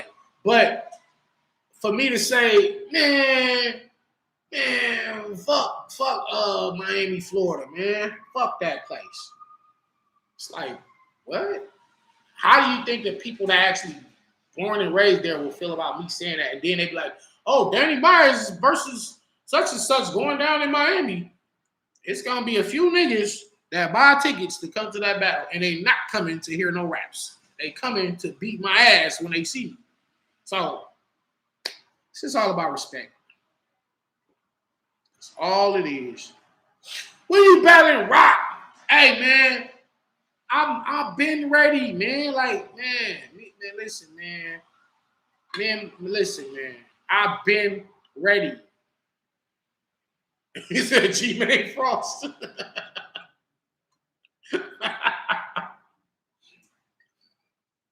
The fact is, yeah, like for real. I can set it up. I can tell you in your face I'm the king of Detroit. Yeah, I'm still the king of Harlem. Hell yeah. I done beat the most Harlem dudes. I still got a couple more, such as Head Ice and Murder Mook, Deluxe.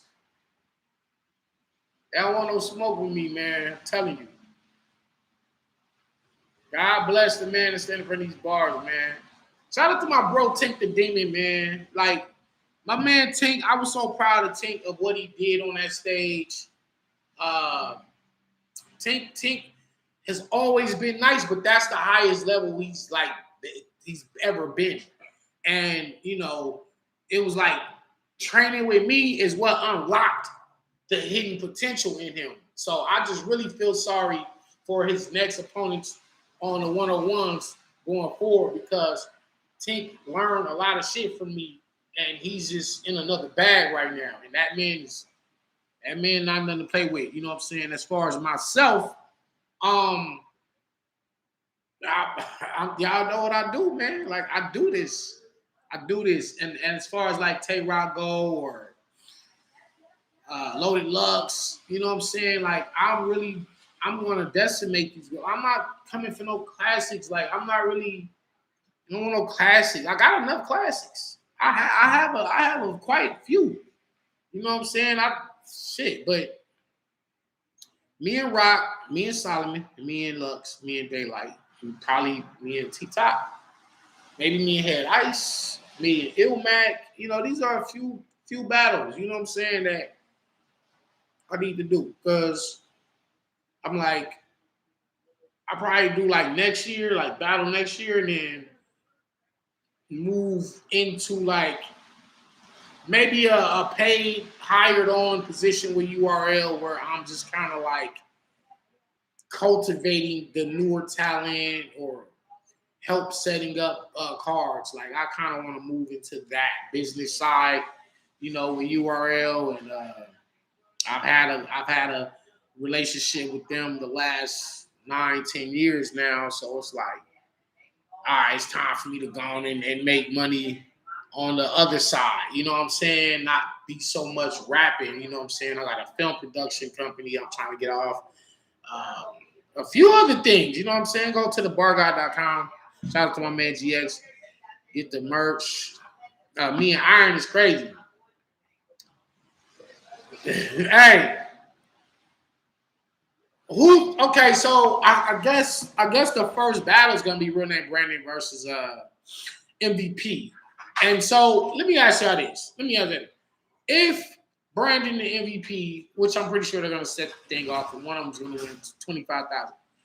If one of them or both of them have crazy prep bars and they shake that whole 2,500, right? 3,000, how many ever there?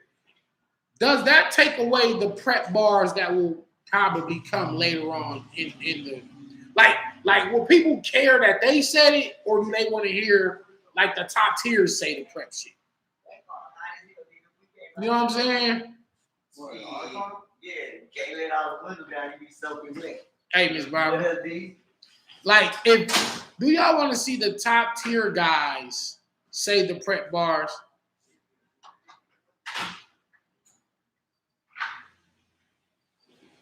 Right. If you ain't first, you last. Just Geechee. Y'all just want to hear Geechee say the prep shit? All right, prediction. Who's going to have the best prep bar? Who's going to have the best prep bar? Oh, yeah, Geechee prep bar going to have the most effect. If I'm Calico, you got to, if I'm Calico,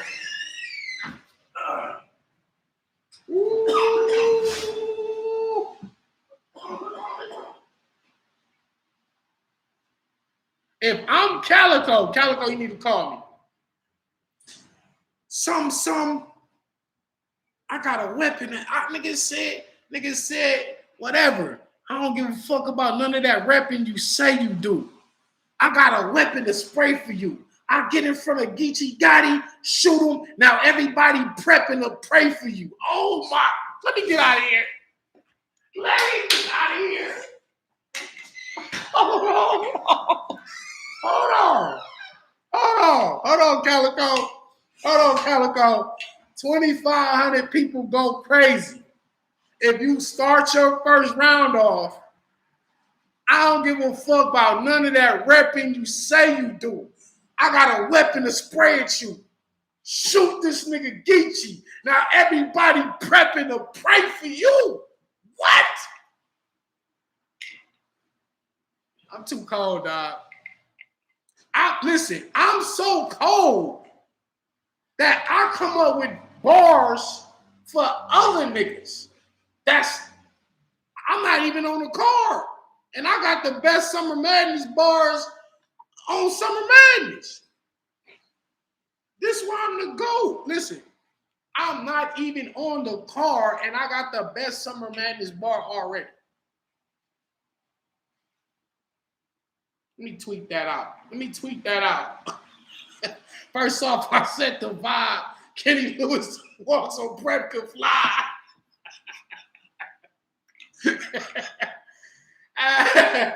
John better have a prep bar for serve. You gonna start writing for niggas. Man, look, Shiznit. Me and Rock would have been if me and Rock was on this one, this would have been the ultimate Summer Madness card. If you just add Danny and Rock, you know what I'm saying? Like, all right, Danny, you know you fucked up on no nigga. All right, we seen you come back. You know what I'm saying? You went crazy with Jaden Nightwing. You went crazy. You went Tink. But you gotta get that big stage redemption, man. Here go Tay-Rock. This your big shot. Man, listen. If they had gave me Tay-Rock, bro, I swear to God, Rock would die, man. And I know my man Daylight went crazy on him, but Daylight ain't like talk to him the way the way I'm gonna talk, like I already got what I wanted. She right out the door. Oh. What I want to say to Rock, I already got it. So it's like the shit that I want to, ain't nobody ever talked to him like me. This ain't no, and when I say talk to this man, I ain't talking about rock this, rock that, rock flip, rock flip, rock flip, rock. No. We talking about talk to this man and straight. Dog, my third round for Rock, I might make it my first.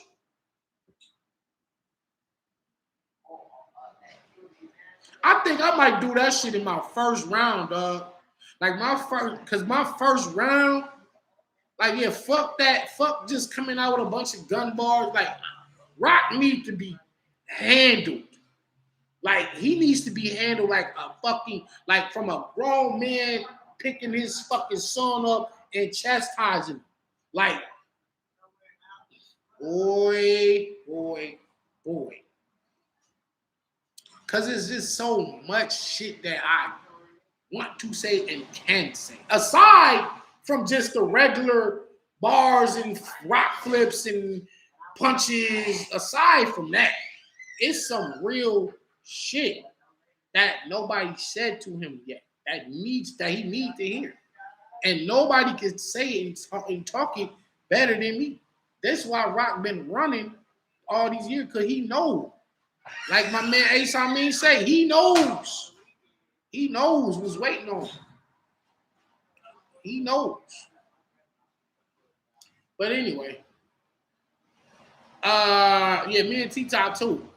I want to see, like T-Top, right? And I know he's like a master angler. He's a master class battle rapper. And it's like, what is his angle for me? Because it's like, if you try to, I don't want to hear no more Vicky shit. Because Mike P second round ended all the Vicky shit. Like that was like the mother, that was the mothership of fucking, you know what I'm saying? Like, sure, T-Top could do the same angle and just do it again, but it's just like, nah, it's not. He's not. So just stay away from that angle, T-Top. What is T-Top's angle versus me? He's gonna say, you don't sit at the cool table with us. You're not one of us. You're not a top tier like us. You don't. That don't. And I do know that not all the T-Top angles work. If you remember, he battled Iron Solomon and Ill Will, and that shit don't work on niggas that know how to rap, bro. Like, let's just, you know what I'm saying? Like when he battled Ill Will and lost, and battled Iron Solomon and lost, he picked some of the wrong angles, and that angle shit just don't work on everybody. Some niggas you gotta rap with. And like with me, T-Top try to angle me for 3 rounds. I'm quite sure he's gonna have one round that's just like is just like that oh my God level, but it's kind of like for 3 whole rounds, you got to deal with me. And but I don't gotta play his game. Like I don't necessarily have to get in my angle bag just because he do angles and I got an angle too just because he angled. He angling me to death, so I need to be talking to this nigga too. Like, no, I don't have to. I mean, because it's not really much angle you can really hit T-Top with. But you can. But when I seen T-Top survive that first round from Arsenal, when Arsenal pulled his phone out and T-Top Baby Man was on there giving sexual favors to battle rappers and shit, and T-Top still won that battle, that let me know that T-Top, the angle shit don't mean nothing to him. You gotta bar him. See what I'm saying? Okay, this is the strategy. This is the thought process of a master battler.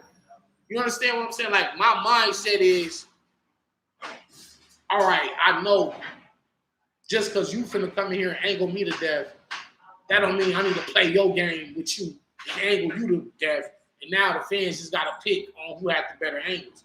Meanwhile, if I know I could bar and name flip and punch and wordplay and scheme and parallel universe and rebuttal, why would I not use those weapons and only use his main weapon against him and not use what I do?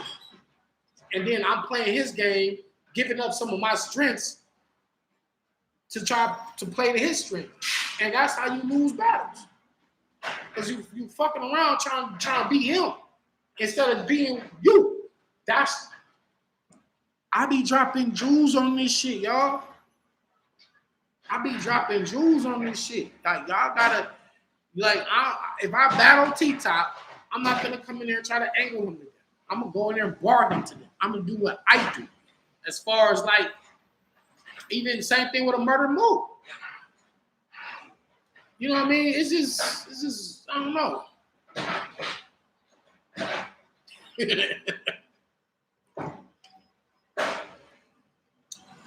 Easy, the only one that beat T-Top with his own style. He drug talk better than T-Top. Yeah.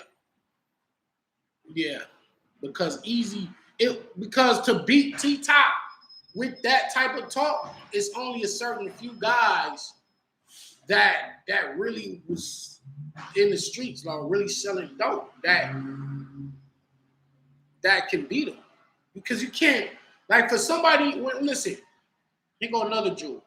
When somebody is rapping their life, you can't go and beat them by rapping some shit that you made up. And I'm gonna say that again. When a battler is like for example, Geechee Gotti, T-Top, right? They are rapping their life. So it's kind of, I'm not gonna say easy. I don't want to use the word easy. Because battle rap really not easy. We just make it look that way. But when these guys are on stage rapping about their everyday life, you're not going to beat their everyday life with your imagination. Now, you can probably beat another rapper who's using his imagination versus your imagination. So now it's two imaginary worlds colliding, and just one's is going to be better than the other. But again, I always say nothing beats the truth. Did I like what Easy rap over? I loved it. It was, in fact, it was like the best shit that I've ever heard him say. So, and I only heard one round. I only heard Easy's first round. It's heavy. It's heavy. If Chess can match it or exceed it, y'all got a classic off rip. If Chess can match that first round in terms of the ingenuity, in terms of how creative those bars are, how fast the bars are coming. If he can do that, then y'all got a classic. And that's why a lot of us have Chess and Easy as battle of the night, even though we all could be wrong because it could be any one of those battles. What if it's Geechee and Cal? What if it's Mook and Reed? The one we're probably least expecting to be battle of the night, right? But any one of those can be battle of the night. But there's a reason a lot of us are pegging Easy the Block Captain and Chess to be battle of the night because we respect both of their pins, we respect both of their passions, and we understand that, like you got to think about it. When they announced them, it kind of solidified the card more. You understand what I'm saying? Like the card was already, you had Surf and John, you had Geechee and Calico. All these are battles that we all had asked for too. We don't forget that we did ask. I know we was asking for Geechee and Calico when Geechee was on AHAT. Back when Geechee was coming up, we say, yo, it'd be big if you can get Calico one day. And like it's kind of like similar styles and shit, like so. And John and Surf was had been a grudge. So a lot of these battles are stuff that we wanted to see. So anyway, when they added Chess and Easy, it was like, okay, this ain't necessarily one that we've been asking for a long time, but this is one we definitely want. We want this. And again, like I said, I only heard Easy's first round. I didn't want to hear 2 and 3. I told him I want an organic live reaction to it. Like I don't want to be like, oh, I know that's coming. I know this is coming up next. Okay, here it comes. Here. Oh, there it go. Like no, I want to hear this shit live with y'all. But like I said, any one of these could be battle tonight, but Chess and Easy. Chess versus Ill Will, man. Listen, Ill Will beat the shit out Chess. Listen, and another thing, I might have to do a whole Ill Will special. But Ill Will, and he has losses. I definitely feel like I beat him, even though the app don't got me beat. I beat Ill Will. I'm always gonna, but this ain't about that. Ill Will to me is one of those guys who is up there in the best overall rap battlers in the world. In the world, Craig. Like you got guys like Geechee Gotti and Mook. I mean, even Sharon.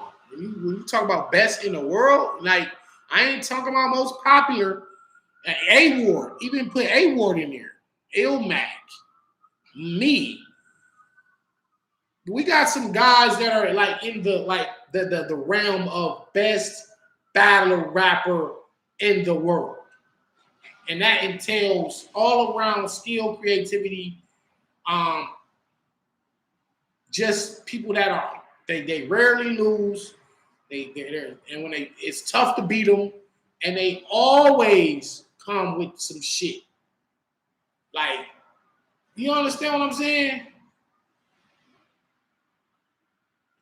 Ill Will versus B-Dot. Damn. Why we ain't seen that battle? Put Ill Will and B-Dot on volume 8, please. Icon, what's popping with you? No, I get it. His Ill Will's fan base and his brand isn't there like that, right? But we're not talking about that. We're talking about just overall skill set. And when you strip away a lot of this shit from a lot of these battle rappers, when you strip away fan base and you strip away their branding and you just are left with bare bones them, you'll see a lot of these guys really aren't that good. Like I like to say that every battle rapper is good in some form or fashion. Every battle rapper is good some way, somehow, in their own way, right? But like when you like some of these guys are better when you add certain things like the appeal, the aura, the look, the jewelry, the fan base, the girls, the blogs, the attention they get, the followers they got. When you add all that with it, it makes them appear better than what they really are. Ill Will is one of those guys that don't even have all that like that for real, and is still one of the toughest guys you ever can be. And he don't have the best bars, he don't have the best pen, but it's just that invisible thing you can't grind, you can't touch it. What they call the it factor. It's like you can't pinpoint exactly what makes Ill Will good. It's a multitude of things, such as presence, a scary aura. He has that aura. He has that I don't give a fuck attitude. That's one thing that Ill Will possesses. That it's that nigga, I'll beat your ass. Straight up. He's like the battle rapper that back in the street corner days where you probably had to come to the battle with a strap on you. Like, for real. You probably had to come, if you were gonna battle Ill Will and his guys, and let's say you was battling Ill Will on a Pontiac street corner, and it was like 10 of his dudes with him, you probably want to bring a gun with you because Ill Will got that type of attitude, especially in a non-controlled environment like a street corner, right? He already, you get what I'm saying? He already got that attitude of nigga, fuck you right here on his stage. He be saying shit like, nigga, I'll fuck you up. That shit on that's not even in my rap, nigga. I just want you to know that. Like, and and it's not what these what y'all call cap. It's really not. And like real street guys can recognize it. You know what I'm saying? Like when Geechee say when it's real, you can tell, you can see it in their eyes. Like you can, certain people, you just know, don't fuck with him. Don't fuck with him. So it's not just that, but he also has a decent level, a fairly decent level of pen game. Not the craziest, but good enough to where he's winning battles. He can rebuttal, he can freestyle, he dominates. He's like, again, that nonchalant, I don't give a fuck what you talking about attitude. Ill Will is one of the best battle rappers in the world. Super tough to defeat, rarely loses.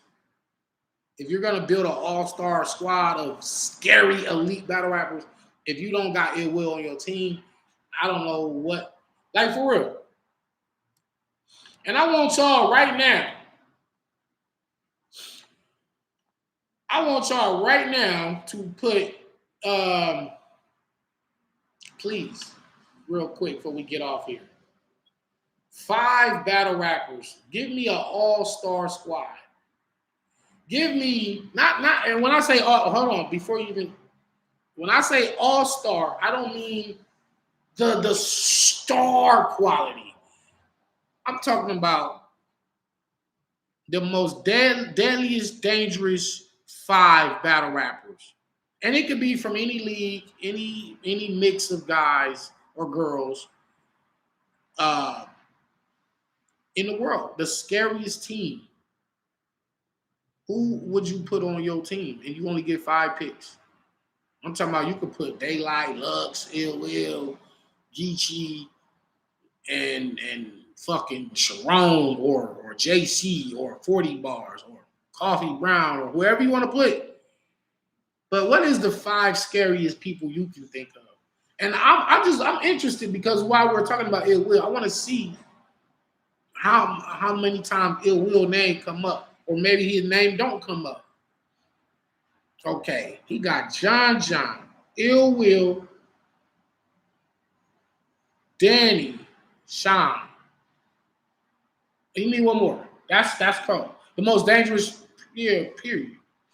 Danny, Daylight, Mook, Will, JC. That's crazy. Twins got Danny, Disaster, Hollow, Pat Stay, and B-Dot. That's crazy. We got Nitty.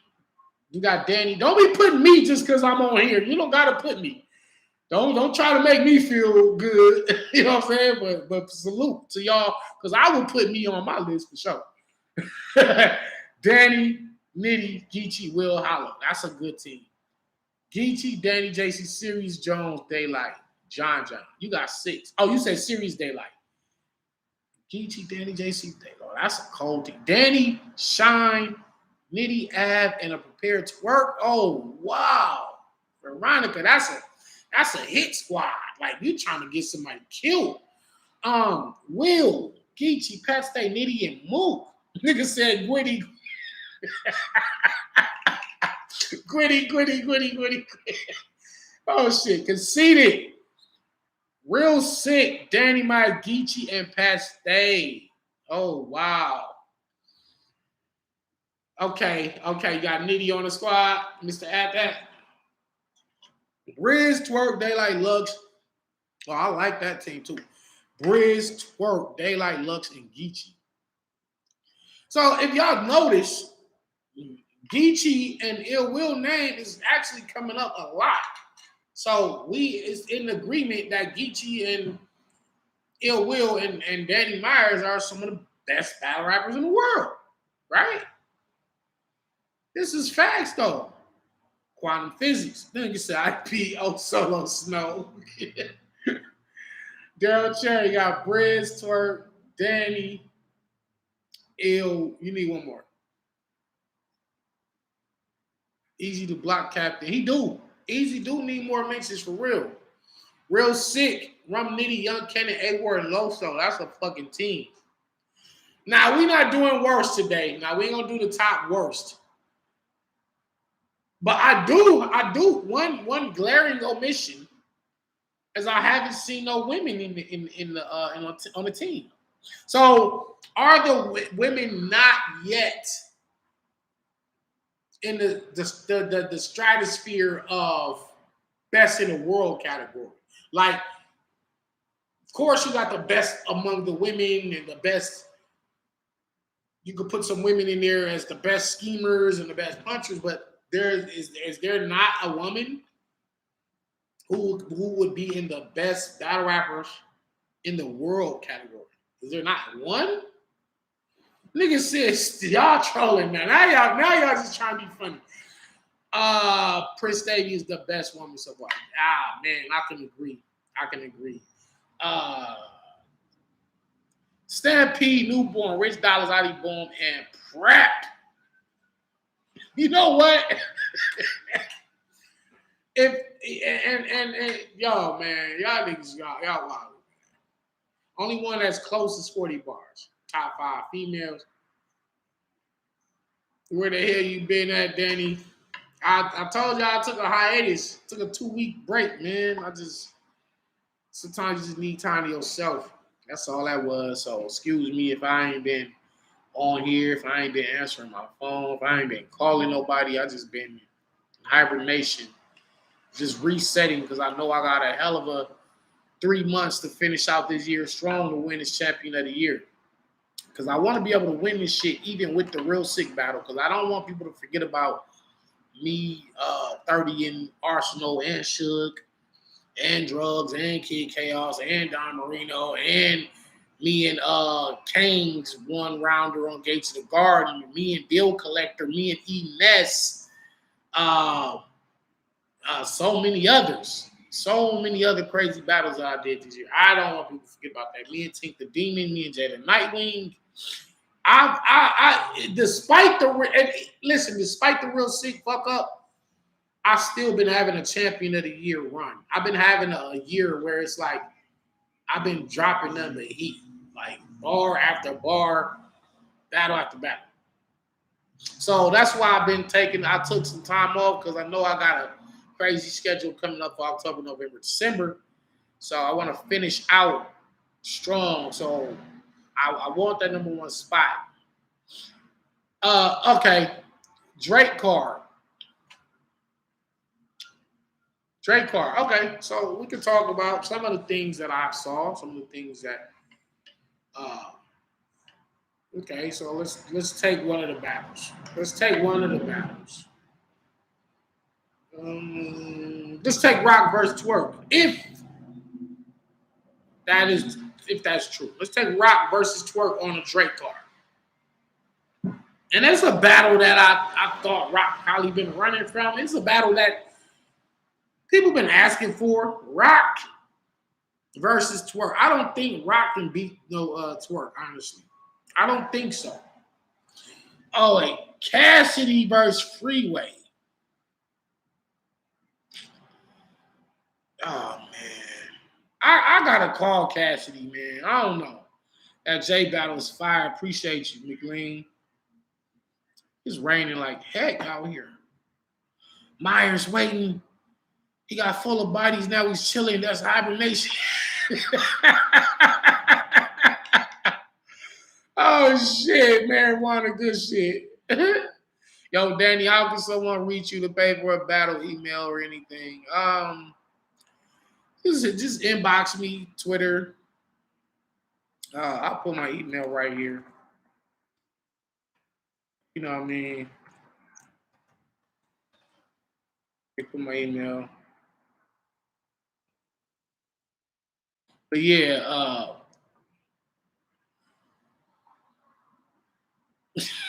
said I'm baddie boy superhero rumors is too much. I love to pay you for my first battle, but don't know how to contact. What's it to you? What's it to you? Listen, you battling me as your first battle. I don't know. Like, what does that actually do? The police playing bass on us before the vegan movement. That was fire. The police playing bass on us before the vegan movement. I forgot who I said that to. Was that Twerk or somebody? Bridge should be on the Drake card versus K Shine, Geechee, or Twerk. And so anyway, who y'all got? Rock or Twerk? I got Twerk 2-1. It's just like I know something about Twerk's energy and his just overall star power. I'm not saying that Rock can't match his energy or star power. Well, actually, I am saying that. I'm going to say that. I'm going to say Rock can't match it. Not just that, but Twerk's pen is nice. Like, you know what I mean? Like, I wouldn't put him in a master category, but Twerk pen is one of the best pens in battle rap. You don't really get no credit. He be saying some simple shit, but it still takes, like, even for his simple shit to hit, it'd be like, if I said that, niggas will boo it, but he know how to take it and make it work. So it does take some level of skill to make even simple bars be haymakers. And I could just see Twerk just being super aggressive and I don't know. I don't know. Rock 2-1, Rock 2-1. You got the Gunbar King, Twerk, but it's a momentum battle. Who was better comp? Jay Sick House or Easy? Probably Jay. Despite the fact that Sick got all his rounds off, I mean, just off the material. Nah, Easy was a fight. Easy was a fucking fight too. It was, but I feel like we was doing two different things in there. Like I was like rapping. He was like, I don't know. Me and Easy, like I said, I'm gonna get him here, and we're gonna break down our battle line for line. Twerk don't have any smooth round. Twerk be reaching photosynthesis. Yeah, he do. He be reaching. That's why I wouldn't put him in the master elite level writer category, but I'm gonna go with Twerk over Tay-Rock. If you turn into angry fans, you still on here? Oh, you tuning into it? What is it? Turning into angry fans? You and Easy is a classic. Yeah. Next time Block call, you won't be able to recognize him. Telling you, man, Easy really has to look at what the fuck I was doing. And what's even crazier is I actually only wrote 2-minute rounds. Because that's what I heard. Like they told me it was like 2 minutes, 2:30. I literally wrote 30 bars per round. 30. Like my normal 3-minute maximum is 46 bars. That's my average. I'm gonna write 46 bars, 2 is a slogan, 48 bars. That's my round. 3 minutes, the way depending. It might be a little under 3 minutes, sometimes might be a little over. It's just roughly in that area, right? I only wrote 30 bars per round for Easy Block Captain. So when he said he won, he's probably saying because he rapped more or he rapped longer, but the nigga, I don't know. We'll talk about some of this shit later. We'll talk about some of these Easy because I would give him the third. If I'm giving him a round, I'm gonna give him a third. But first and second round, anyway.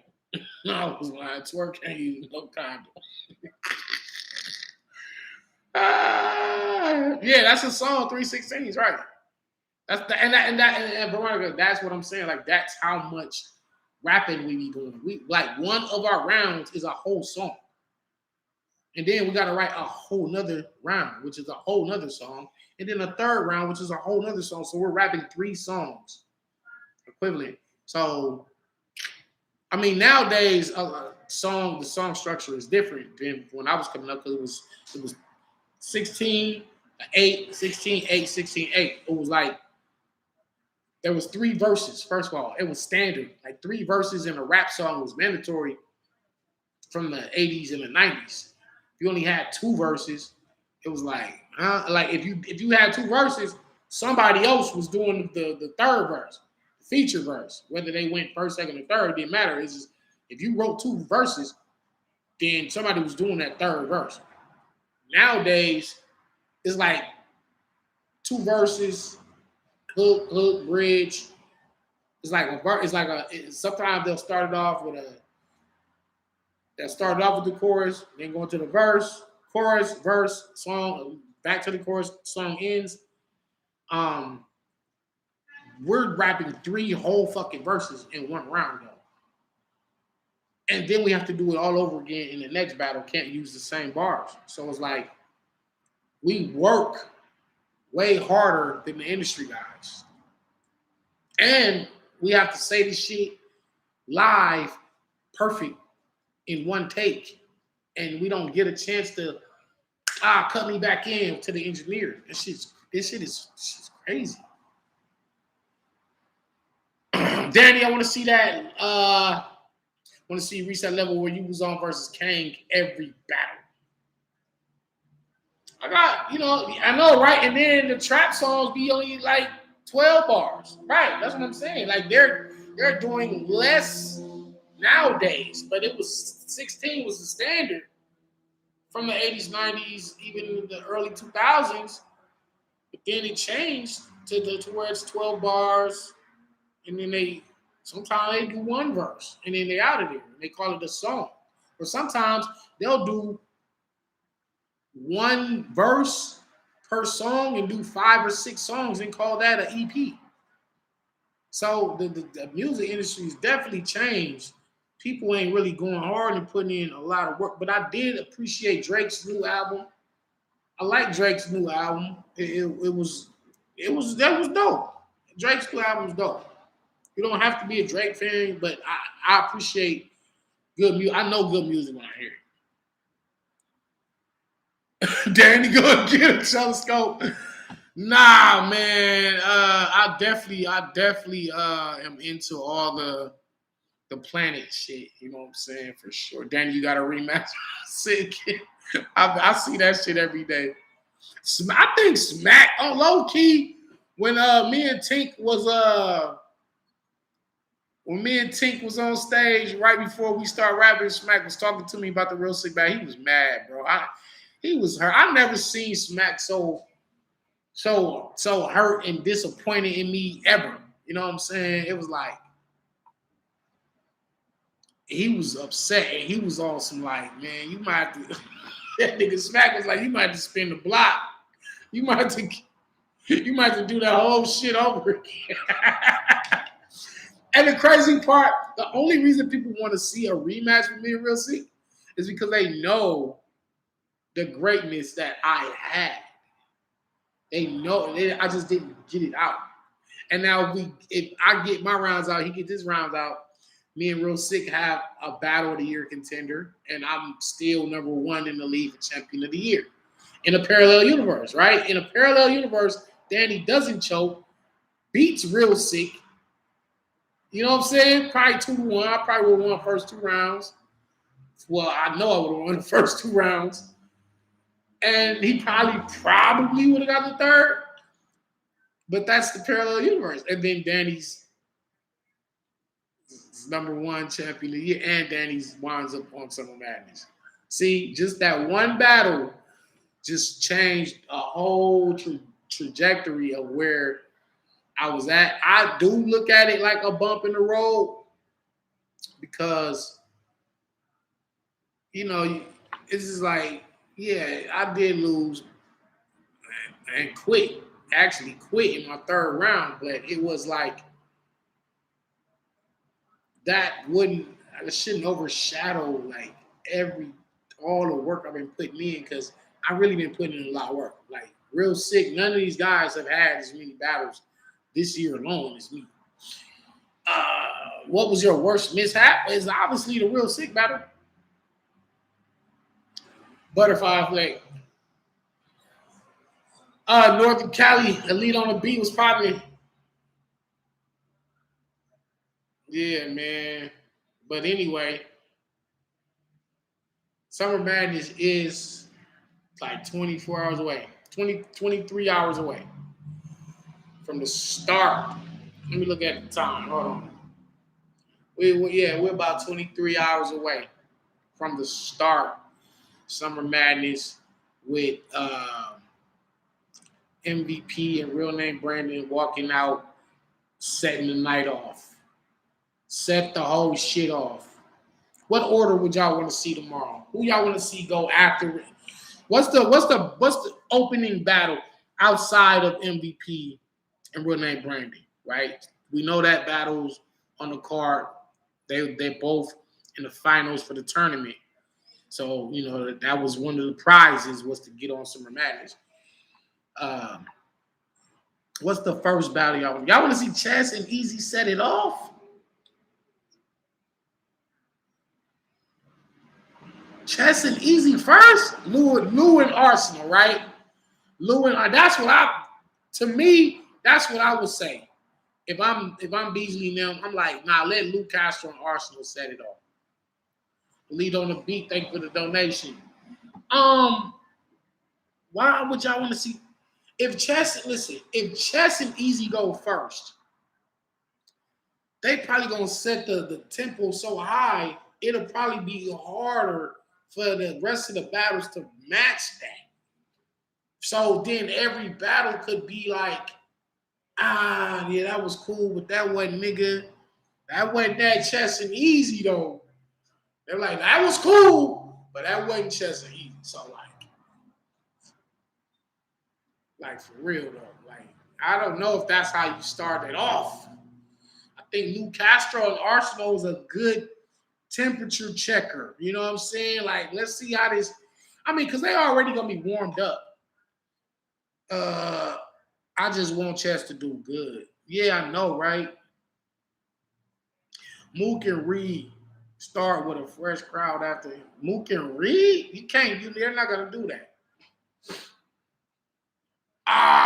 you right though, Giovanni, because he says if Mook and Reed battle last with a dead crowd, it's gonna be bad. Oh yeah, it could look crazy. Damn, I forgot about that last battle curse. Last battle curse is like when everybody's, especially if all the other battles was crazy. Like if all the other battles was crazy, and they kind of ready to go. Like I ain't no disrespect, but people be ready to go. Like I'm out of here. Like shit, I've been on my feet all day. I'm hungry. It's time to go.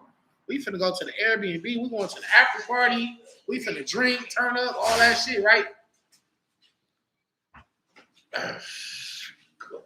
What's up? Yeah, man. But if you got Mook and Reed going last, would it be smart? Would it be smart if they do like Mook and Reed like in the middle? So that way it but then if you do them in the middle and Geechee and Calico go last, it kind of like make Geechee and Calico look like the main event, or vice versa, or let me see, John and Surf, right? Or Hollow and Shine. What's a perfect battle order tomorrow?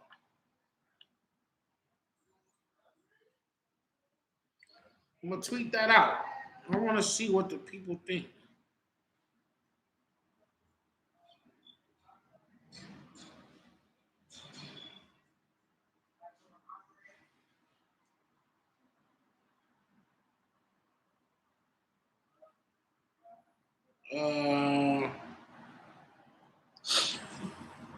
Just Sean, thank you for the donation, man. Appreciate you. I say Mook and Reed set it off after MVP. And nah. I would do Arson New Castro, and I would probably do Hollow and Shine, and then I do Mook and Reed.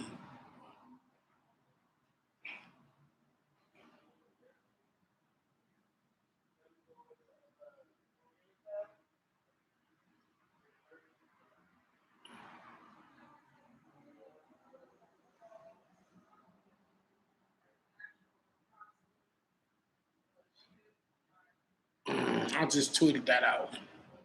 What's the perfect order for the battles? What's a good slot for Gotti and Calico to battle?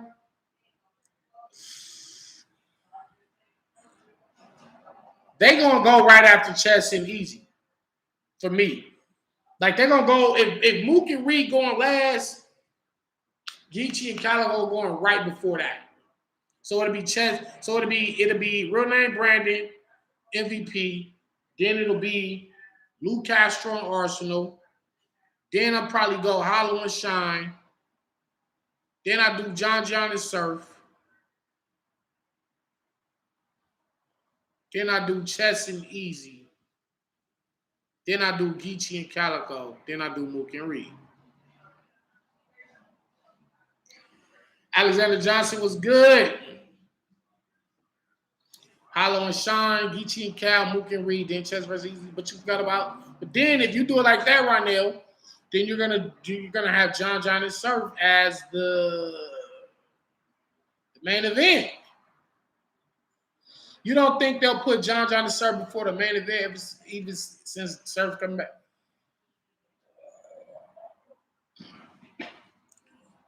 All right. Here's the thing.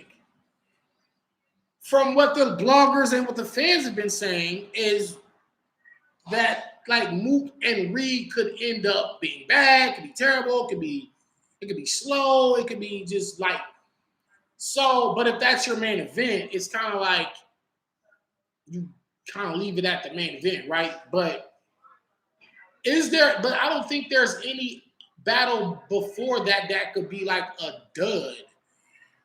You know what I'm saying? Like, I don't think no battle's gonna be trash. I don't think no battle's gonna be trash. You know what I'm saying? So there's really like no battle that's a risk to put a damper on the whole show. You know what I mean? Okay, you could take MVP and real name Brandon, right? So even if they don't do as well, because I mean, there's so many people, and they're both inexperienced, and they both don't deliver it the way they want to. The people will be more willing to excuse that and be like, that's just the that's just the opener with the Ultimate Madness guys. That's not even part of the real Summer Madness card, right? So they'll just open it up like that, and nobody would care, honestly. But then if you follow that up with, like, let's take a Lou Castro and Arsenal battle, and they kind of got just an okay battle. Now it's like, whoever go next got to be fired. Because you can't, like, have, like, 2 okay battles in a row on Summer Madness and then have a third one that's just okay. Because I promise you, they're going to deem the whole thing as a failure, even if the rest of the battles are fire. They're gonna they're just gonna grade on the average. You understand what I'm saying? It's a MVP versus his real name Brandon is a Crip clash. But Mook and Reed was surprised the crowd by going first. I wouldn't mind it, honestly, because here's the thing. Even if that's the risk of being a okay battle or a bad battle, just get out the way. Just get it out the way, because now y'all know that everything from this point on out gonna be fire. And then you can end out on a fire note, whichever battle that may be. Whether it's Easy and Chess going last, whether it's Calico and Geechee going last, whether it's Shine and Aloe going last, whether it's John and Surf going last. It's like you at least know you're gonna end off with something that's pretty good, if not fire or classic, right? You kind of don't want, like, you sandwich R&B, Renee Brandon MVP, everything else in the middle, and then put the top at Reed and Mook. And let's say Reed and Mook is just okay, Renee Brandon MVP is just okay, but everything else in the middle is fire. It'll make it a pretty good card. It'll make it a good ass event. If you get 3 battles in a row that's just okay, it's looking bad. Because of what it is, because it's Summer Madness, because it's like, this is Summer Madness. Like, every battle gotta be crazy, right? And if you get 3 that are just all right, it's like, damn, the rest of y'all gotta save this card now. You don't want Summer Madness to be in a position to where people are saying, hey, one of these battles gotta save this card. It's not even supposed to be like that if it's Summer Madness, because it's Summer Madness. See what I'm saying? I don't know. Peace, unity, salute. Stars wouldn't be there yet. Oh, that's a good point. My man saying, surprise everybody, let Reed and Mook go after real name Brandon and MVP, right? But it's like, is everybody in the building already? Like, you could run the risk of. But here's the thing. Are the stars coming out to see that battle? Are the stars coming to see Mook and Reed? Or are they just there to see certain specific battles?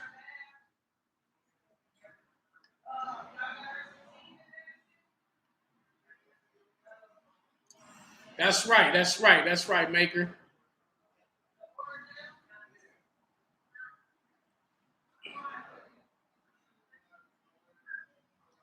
The last slot is not what battles want. They prefer to go earlier. The only time people don't mind going early is when they don't really know their rounds yet. Like, when you got your shit locked in and you ready to go, you could go you want to go now. Like, you ready to go. But when you're not locked in, you damn near want to go, like, later on, because you need, like, while all the other battles are going on, you are practicing and rehearsing. I hate to be in that position, and I'll never be in that position again. Like, I'd never be in that position again where I'm still, I need more time. You know what I'm saying? I don't want to do that. I don't want to be going over my rounds the day of the battle, trying to make sure I got this second all the way locked in. Okay, do I know this third? Fuck, and I'm still looking at my phone. Blah, blah, blah, blah, blah, blah, blah, blah, blah, blah, blah, blah. All right, let me see if I can say that. Da, da, da, da, da, da, da. Damn, what was it? What? Oh, that's what it was. Oh, okay, it's little. I don't want to be doing that the day of the battle like I was versus Real Sick, like I was versus Passwords, like I was versus Stewie Newton.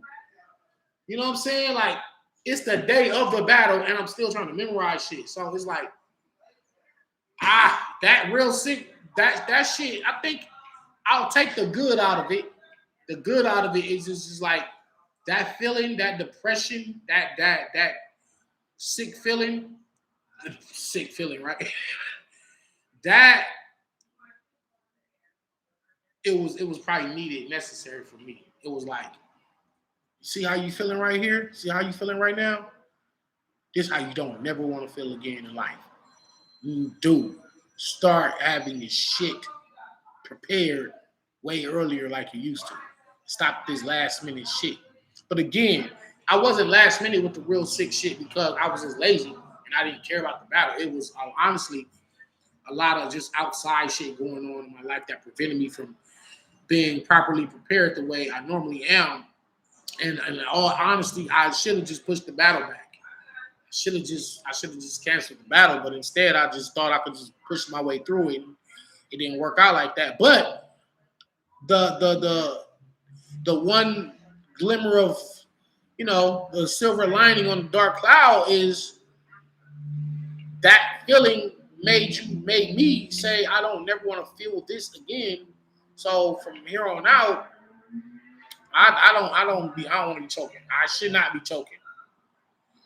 Even though going last may seem bad, it's all about saying you were a headliner, which helps out when negotiating your price for future battle.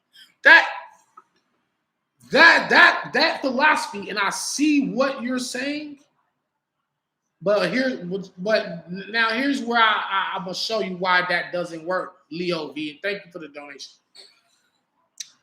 Yes, saying you was a headliner on this card is great negotiating, is great leverage for when you're negotiating higher money for your next one, right?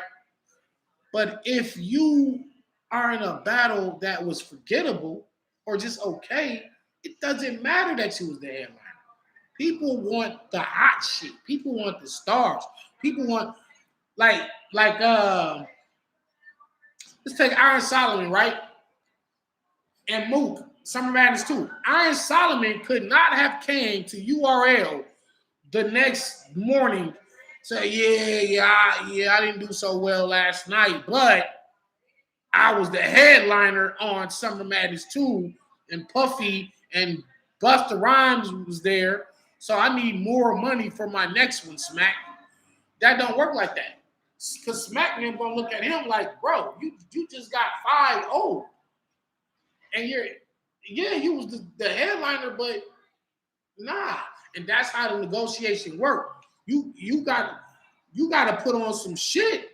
If you the main event and you do good, now you will be getting another call and more money. Because you can say, hey, y'all put me as the main event, I showed up, I showed out. Even if you lose, as long as the battle is fired, you can always negotiate for more. But if the battle's whack, it don't matter that you headline. So it's kind of like battle rap is it's really a what have you done for me lately sport. It is a who's on a streak, who's on a downward path. You know what I'm saying? Because it was times where they had to sit Chess down. Chess had to get set down. Y'all remember that? Y'all remember that? They had to sit Chess down because he kept choking.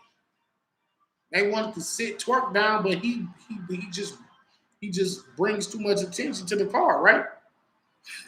But when you're doing good, look at Real Sick. Real Sick is damn near gonna be like he could probably get any car he want to get right now. You understand what I'm saying? Real Sick is on such a great streak, easy to block captain on such like these guys can negotiate and say, "Hey, I've been putting in work. I'm the hottest in the game right now." They could do that without and that's without them being headliners. That's without them headlining any cards. They could ask for more money. There's guys who have headline cards that can't ask for more money because it's all about your latest performances. That's all it be. That's all it be. And so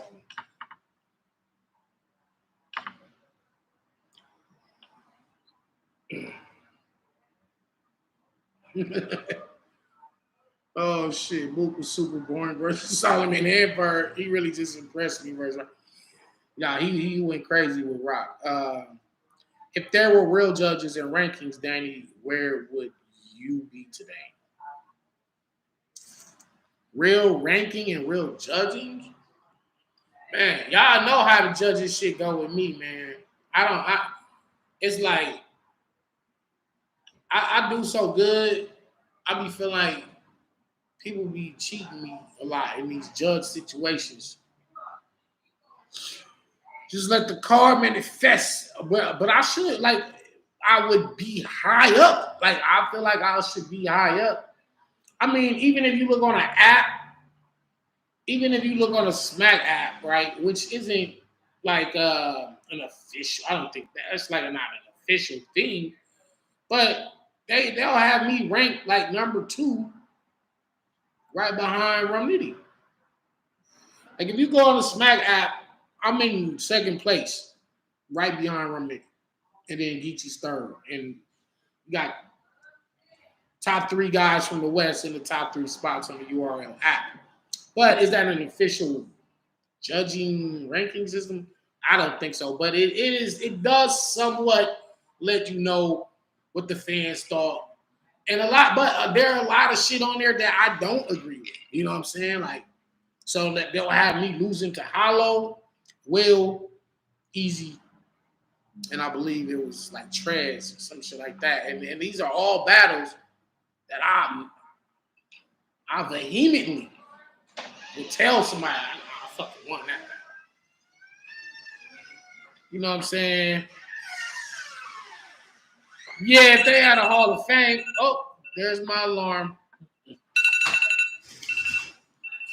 Yeah, that's the alarm. It's almost time to go get the kids from school. Make them pay. Yesterday's price is not today's price. Shout out to Joe. Joper Winfrey, Fat Joe. That nigga be saying yesterday's price is not today's price. Who makes this app? Who are these developers? I need to see the code. But yeah, Summer Madness, a few hours away. Real quick before we get out of here. Y'all clearly beat Sway. Like, I mean, it was clear too. And they picked him. So it's like I felt like that with Holmesy too. Even though that was a closer battle, I still won. I definitely feel like I won. Not one judge gave me that Holmesy battle. It's fucking crazy, right? But anyway, but battler of the night, please. Just give me that before I get out of here. And I will see y'all tomorrow with my recap, my Summer Madness recap. Who is bad to learn? Not battle of the night. So I don't want to see Chess and Easy in there. I know the coach gets annoyed because he be whipping everybody. I know. That's how I really feel too. I be getting punished because I be winning so much. So they like when a nigga fuck up and choke and shit like that. Who is the battler of the night? Who is the MVP? Is it MVP? Is it Chess? Is it John? Is it Surf? Is it Reed? Who is the standout guy? And I will let the world know who I felt was a standout guy on Summer Madness. I'll be letting people know that in real time as I tweet out my personal thoughts on these battles. My personal favorite bars that I thought was trash, all that.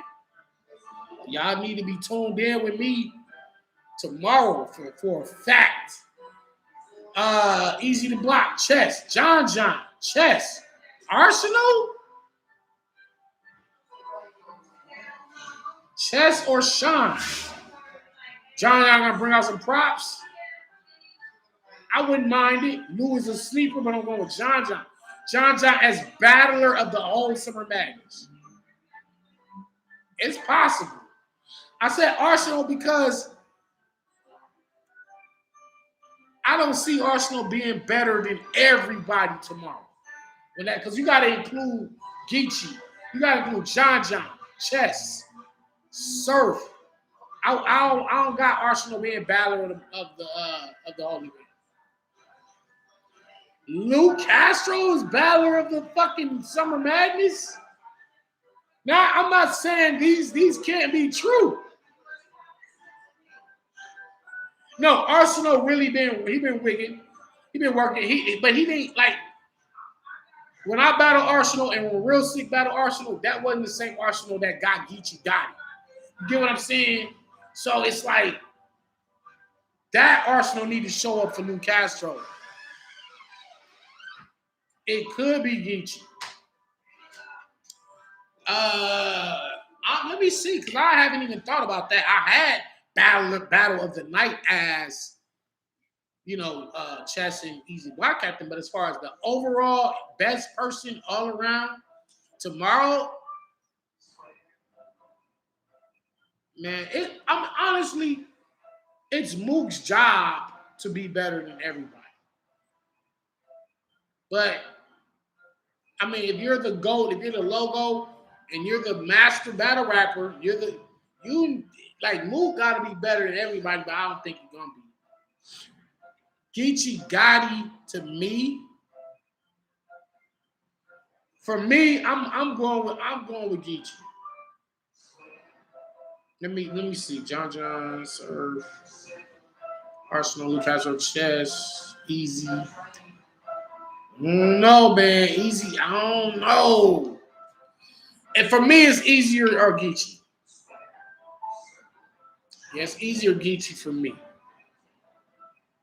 Serve, Shine, how long? Hey, it could be K Shine, low key. If that Arsenal show up, Lou might get bodied. Yeah, y'all be safe, man. I'm gonna go with Geechee as the battler of the fucking event. That's just my prediction. But we'll come back and recap all this tomorrow. And y'all enjoy yourself. Be safe. Y'all gonna make y'all vegan food. If you're vegan, your chicken wings. If you're gonna eat some chicken, don't be drunk driving and none of that shit. Y'all just be at home. If you're gonna be in the building, enjoy yourself. And we'll come back and we'll be talking about this because this is gonna be the most media covered thing for the next 2 weeks, or I guess until they make these Drake announcements, which is a crazy card. I'll say that. Damn, I said I didn't know the card, right? Of course I know the card. Bar God sees all, right? I know the Drake card. At least 95% sure of what the card is. I love it. I wish I was on it. I should have been on it. I love it, though. Some battles I'm a little questionable about, but overall, it's a good card. And, we'll talk about it. If they announce it tomorrow, we definitely going to break down all those Drake card. That's what they're calling it, right? I don't know what the official card is going to be called. OVO versus URL, whatever. But anyway, we'll break that down tomorrow. And I'm going to break down the Summer Madness. And we're going to preview a lot of my upcoming battles that we'll be able to talk about. So we're going to do that, and we'll see y'all tomorrow. Peace.